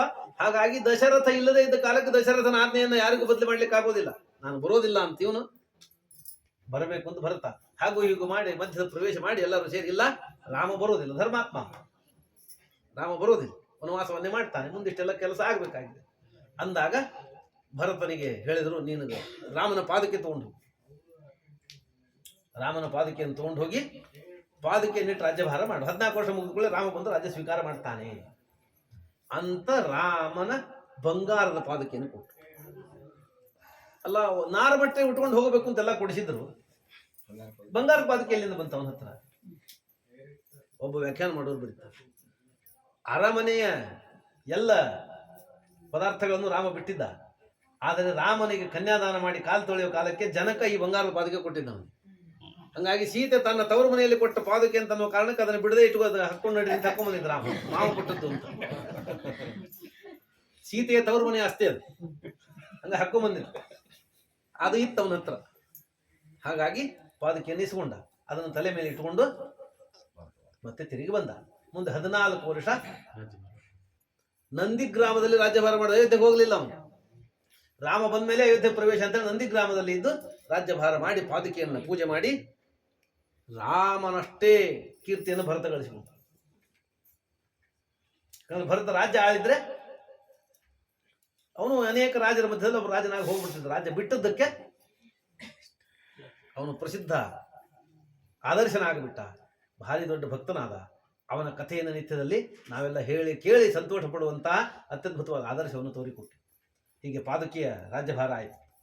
14 ವರ್ಷ ಪಾದಕಿಯನ್ನಿಟ್ಟು ರಾಜ್ಯಭಾರ ಮಾಡಿದ. ಏನು ಭರತನಿಗೆ ಮಂಥರೆ ಬಗ್ಗೆ ಹೇಳೋದುಂಟು. ಮಂಥರೆಗೆ ಅಪಮಾನ ಆಯಿತು. ರಾಮ ಅಪಮಾನ ಮಾಡಿದ್ದು, ಹಣ್ಣು ಹುಡುಗಿದ್ದಾಗ ಕಲ್ ತಗೊಂಡು ಹೊಡೆದಿದ್ದ, ಅದಕ್ಕಾಗಿ ಮಂಥರೆಗೆ ವಿಘ್ನ ಮಾಡಿದ್ಲು ಅಂತ ಕುವೆಂಪು ಬರೀತ. ರಾಮಾಯಣ ದರ್ಶನದೊಳಗೆ ಒಂದು ಮಣ್ಣಿನ ಹೆಂಟೆ ತಗೊಂಡು ಆಕಿಗೆ ತಲೆ ಮೇಲೆ ಗಡಿಗೆ ಹೊತ್ಕೊಂಡಿದ್ದು, ರಾಮ ಹೊಡೆದಿದ್ದ, ಅದ್ರ ಶೇಡಿಗೆ ಹಾಕಿ ಕೆಡಿಸಿದ್ಲು ಅಂತ ಕುವೆಂಪು ಬರೀತ. ಅಲ್ಲ, ರಾಮ ಮಾಡಿದ್ದು ರಾಮಾಯಣದಲ್ಲಿ, ವಾಲ್ಮೀಕಿ ರಾಮಾಯಣದಲ್ಲಿ ಇಲ್ಲ ಇದು. ಅಥವಾ ಕುವೆಂಪುಗೆಲ್ಲೋ ಕಂಡು ಬರೋದು ಅಂತ ಇಟ್ಕೊಂಬೋಣ. ಕಲ್ಲು ಹೊಡೆದಕ್ಕೆಲ್ಲ ಇಷ್ಟು ಸಣ್ಣ ಹೊಡೆದ ಕಲ್ಲು ಹೊಡೆದಕ್ಕೆಲ್ಲ ಇಷ್ಟು ಜೀವನ ಪೂರ್ತಿ ಜೀವನ ಸಾಧಿಸೋದು ಉಂಟಾ? ಅಥವಾ ಅಪಮಾನ ಮಾಡಿಸ್ಕೊಂಡವರೆಲ್ಲ ಹೀಗೆ ಸಮಾಜ ಘಾತುಕರೇ ಆಗಬೇಕಾ? ಭರತನಿಗಾದ ಅಪಮಾನದ ಒಂದು ಭಾಗವೂ ಆಕೆ ಆಗಿಲ್ಲ. 14 ವರ್ಷ ಭರತ ಹೆಂಗೆ ಬದುಕಿದ ರಾಮಾಯಣ ಹೇಳ್ತದೆ. ನೂತನ ವಿಧವೇವ ನಾರಿ, ಹೊಸದಾಗಿ ಪತಿಯನ್ನು ಕಳೆದುಕೊಂಡು ವಿಧವೆಯಾದ ಹೆಂಗಸು ಹೊರಗೆ ಬರೋದಕ್ಕೆ ಹೆಂಗೆ ನಾಚ್ಕೋತಾಳಲ್ಲ, ಹಂಗ ಭರತ ಹೊರಗೆ ಬರೋ ನಾಚ್ಕೋತಿದ್ನಂತ. ಯಾಕಂದ್ರೆ ಹೊರಗೆ ಬಂದ ಕೂಡಲೇ ಜನ ಬೈತಿದ್ರಂತೆ, ಅನಿಷ್ಟ ಮುಖ ಇವನು. ಇವನಿಂದ ನಮ್ಮ ರಾಮ ವನವಾಸಕ್ಕೆ ಹೋದ, ಇವನಿಂದ ರಾಮ ವನವಾಸಕ್ಕೆ ಹೋಗೋ ಪ್ರಸಂಗ ಬಂತು, ಇವನ ಮುಖ ನೋಡಿದಕ್ಕೆ ಅನಿಷ್ಟ ಆಯ್ತು ನಮಗೆ ಅಂತಿದ್ರಂತ ಜನ. ಹಾಗಾಗಿ ಅವನು ಹೊರಗೆ ಬರ್ತಿರ್ಲಿಲ್ಲ. ಬೆಳಿಗ್ಗೆ 4 ಗಂಟೆಗೆ ಕೇಳ್ಬೇಕು, ಜನ ಹೇಳೋದಕ್ಕಿಂತ ಮೊದಲು ತಲೆ ಮೇಲೆ ಪಾದಕ ಇಟ್ಕೋಬೇಕು, ಸರಯೂ ನದಿಗೆ ಹೋಗ್ಬೇಕು, ಸರಯೂ ನದಿಯಲ್ಲಿ ಸ್ನಾನ ಮಾಡ್ಕೊಂಡು ಮಂದಿ ಹೇಳೋಕ್ಕಿಂತ ಮೊದಲು ಬಂದು ಮನೆ ಹೊಳ್ಕೊಂಡ್ಬಿಡ್ಬೇಕು, ಅರಮನೆ ಕೂತ್ಕೊಂಡ್ಬಿಡ್ಬೇಕು, ಆಮೇಲೆ ಹೊರಗೆ ಬರ್ತಿದ್ದಿಲ್ಲ ಅಂತ. 14 ವರ್ಷ ಇಷ್ಟು ಅಪಮಾನ ಮಾಡಿದ್ರು ಯಾಕೆ ಅನ್ನಲಿಲ್ಲ. ಹಾಗಾಗಿ ಬರೀ ಅಪಮಾನ ಒಂದೇ ಅಲ್ಲ, ಮನುಷ್ಯನ ಗುಣಗಳಿಗೆ ಅವನ ಸ್ವರೂಪ ಮೂಲ, ಅವನ ಯೋಗ್ಯತೆ ಮೂಲ ಆಗುತ್ತೆ. ಹೀಗೆ ಭರತ ರಾಜ್ಯಭಾರ ಮಾಡಿದ. ಪಾದುಕೆಯ ಅನುಗ್ರಹದಿಂದ ಅವನಿಷ್ಟು ಪ್ರಸಿದ್ಧನಾಗ್ಬಿಟ್ಟು ವೇದಾಂತ ದೇಶಿಕರು ಒಂದು ಪಾದುಕಾ ಸಹಸ್ರದಿಂದ ಬರೆದ 1000 ಶ್ಲೋಕ ಪಾದುಕ ವರ್ಣನೆ ಮಾಡ್ತಾರೆ. ಪಾದುಕೆಯ ವರ್ಣನೆ ಮಾಡ್ತಾ ಅವ್ರು ಹೇಳ್ತಾರೆ, ಏನು ಪಾದುಕೆಯ ಮಹಿಮೆ ಎಷ್ಟು. ರಾಮನ ಸೇತುವೆ ಕಟ್ಟೋ ಕಾಲಕ್ಕೆ ಕಲ್ಲುಗಳೆಲ್ಲ ತೇಲಿದ್ವಲ್ಲ, ರಾಮ ಅಂತ ಬರೆದು ಹಾಕಿದ್ರು ಕಲ್ಲು ತೇಲಿದು ಅಂತ ನೀವು ಅನ್ಕೊಂಡಿರಿ. ವೇದಾಂತ ದೇಶಿಕರಂದ್ರು ಇಲ್ಲ, ರಾಮನ ಮಹಿಮಾ ಅಲ್ಲದು ಒಂದು, ರಾಮನ ಮಹಿಮಾ ಅಲ್ಲದು. ಅದು ಎದ್ರ ಮಹಿಮಾ? ರಾಮನ ಪಾದುಕಾದ ಮಹಿಮಾ. ಏನು ಮಹಿಮಾ ರಾಮನ ಪಾದುಕಾದ ಮಹಿಮಾ? ರಾಮನ ಪಾದುಕೆಯನ್ನು ತೊಳೆದ ನೀರು ಸಮುದ್ರಕ್ಕೆ ಬರ್ತಿತ್ತು. ನಿತ್ಯ ಭರತ ತಲೆ ಮೇಲೆ ಇಟ್ಕೊಂಡು ಸ್ನಾನ ಮಾಡ್ತಿದ್ದ ಪಾದುಕೆಯನ್ನ. ಆಗ ಸರಯೂ ನದಿಯಲ್ಲಿ ಸ್ನಾನ ಮಾಡ್ತಿದ್ದ. ಆ ಸರಯೂ ನದಿಯಿಂದ ಗಂಗಾ ನದಿಗೆ ಸೇರಿ ಗಂಗಾ ನದಿಯಿಂದ ಸಮುದ್ರಕ್ಕೆ ಬರ್ತಿತ್ತು. ರಾಮನ ಪಾದುಕೆಯನ್ನು ತೊಳೆದ ನೀರು ಸಮುದ್ರಕ್ಕೆ ಬಂದದ್ರಿಂದ ಆ ನೀರಿಗೆ ಕಲ್ಲನ್ನು ತೇಲಿಸುವ ಶಕ್ತಿ ಬಂದಿತ್ತು. ಅದು ಪಾದುಕೆಯ ಶಕ್ತಿ ಅಂದರು. ಆ ಪಾದೋದಕದ ಶಕ್ತಿ ಅಷ್ಟಿದೆ. ಸತ್ಯಧರ್ಮರು ಶ್ಲೋಕ ಮಾಡ್ತಾ, ಅತ್ಯಾಶ್ಚರ್ಯಮಿದಂ ಲೋಕೆ ವಾರಿಣ ವಾರಿ ಶುಷ್ಯತಿ ಗುರುಪಾದ ಜಲೇನೇವ ಭವಸಿಂಧುರ್ವಿಶುಷ್ಯತಿ. ಆಶ್ಚರ್ಯ ಗೊತ್ತೇನು ನಿಮಗೆ ಅಂದ್ರು. ಜಗತ್ತಿನೊಳಗೆ ಆಶ್ಚರ್ಯ ಅಂದ್ರೆ ಏನು? ನಮ್ಮನ್ನ ಆಶ್ಚರ್ಯ ಏನಂತ ಕೇಳಿದ್ರೆ man-made wonders of the world, Pisa ಗೋಪುರ, ಚೈನಾ ವಾಲು, ತಾಜ್ ಮಹಲ್ ಲಿಸ್ಟ್ ಮಾಡಿ ಕೊಟ್ಟು ಬಿಡ್ತೀವಿ. ಸತ್ಯಧರ್ಮರಂದ್ರು ಆಶ್ಚರ್ಯ ಏನು ಗೊತ್ತೇನು? ನೀರೊಳಗೆ ನೀರು ಹಾಕಿದ್ರೆ ನೀರು ಒಣಗಿದ್ ನೋಡಿರಿ. ನೀರೊಳಗೆ ನೀರು ಸೇರಿಸಿದ್ರೆ ನೀರು ಒಣಗೋದಿಲ್ಲ. ಆದರೆ ನಮ್ಮ ಭವ ಸಂಸಾರ ಇದೆಯಲ್ಲ, ಸಂಸಾರ ಸಮುದ್ರ ಇದೆಯಲ್ಲ, ಅದಕ್ಕೆ ಗುರುಗಳ ಪಾದೋದಕವನ್ನು ತೊಳೆದ ಪಾದವನ್ನು ತೊಳೆದ ಒಂದು ಹನಿ ನೀರು ಹಾಕಿದ್ರೆ ಸಮುದ್ರ ಒಣಗಿ ಹೋಗುತ್ತೆ. ಸಂಸಾರ ಸಮುದ್ರ ಒಣಗಿ ಹೋಗುತ್ತೆ. ಆ ಗುರುಗಳ ಪಾದೋದಕಕ್ಕಷ್ಟು ಮಹಿಮೆ ಇದೆ ಅಂತ ಹೇಳಿ ಪಾದೋದಕದ ಬಗ್ಗೆ ಬಹಳ ವರ್ಣನೆ ಮಾಡ್ತಾರೆ. ಹೀಗೆ ಪಾದಕೆಯನ್ನು ಇಟ್ಟುಕೊಂಡು ಭರತ ರಾಜ್ಯಭಾರ ಮಾಡಿದ ಅಂತನ್ನುವ ಕಥೆಯವರಿಗೆ ಹೇಳ್ತಾರೆ. ಮುಂದಿನ ಕಥಾಭಾಗವನ್ನು ಮುಂದೆ ಹೇಳಕ್ಕೆ ಬಂದವರು ನಿರೂಪಣೆ ಮಾಡಿಕೊಡ್ತಾರೆ. ಯಥಾಮತಿ ಹರಯೇ ನಮಃ. ಶ್ರೀಕೃಷ್ಣ.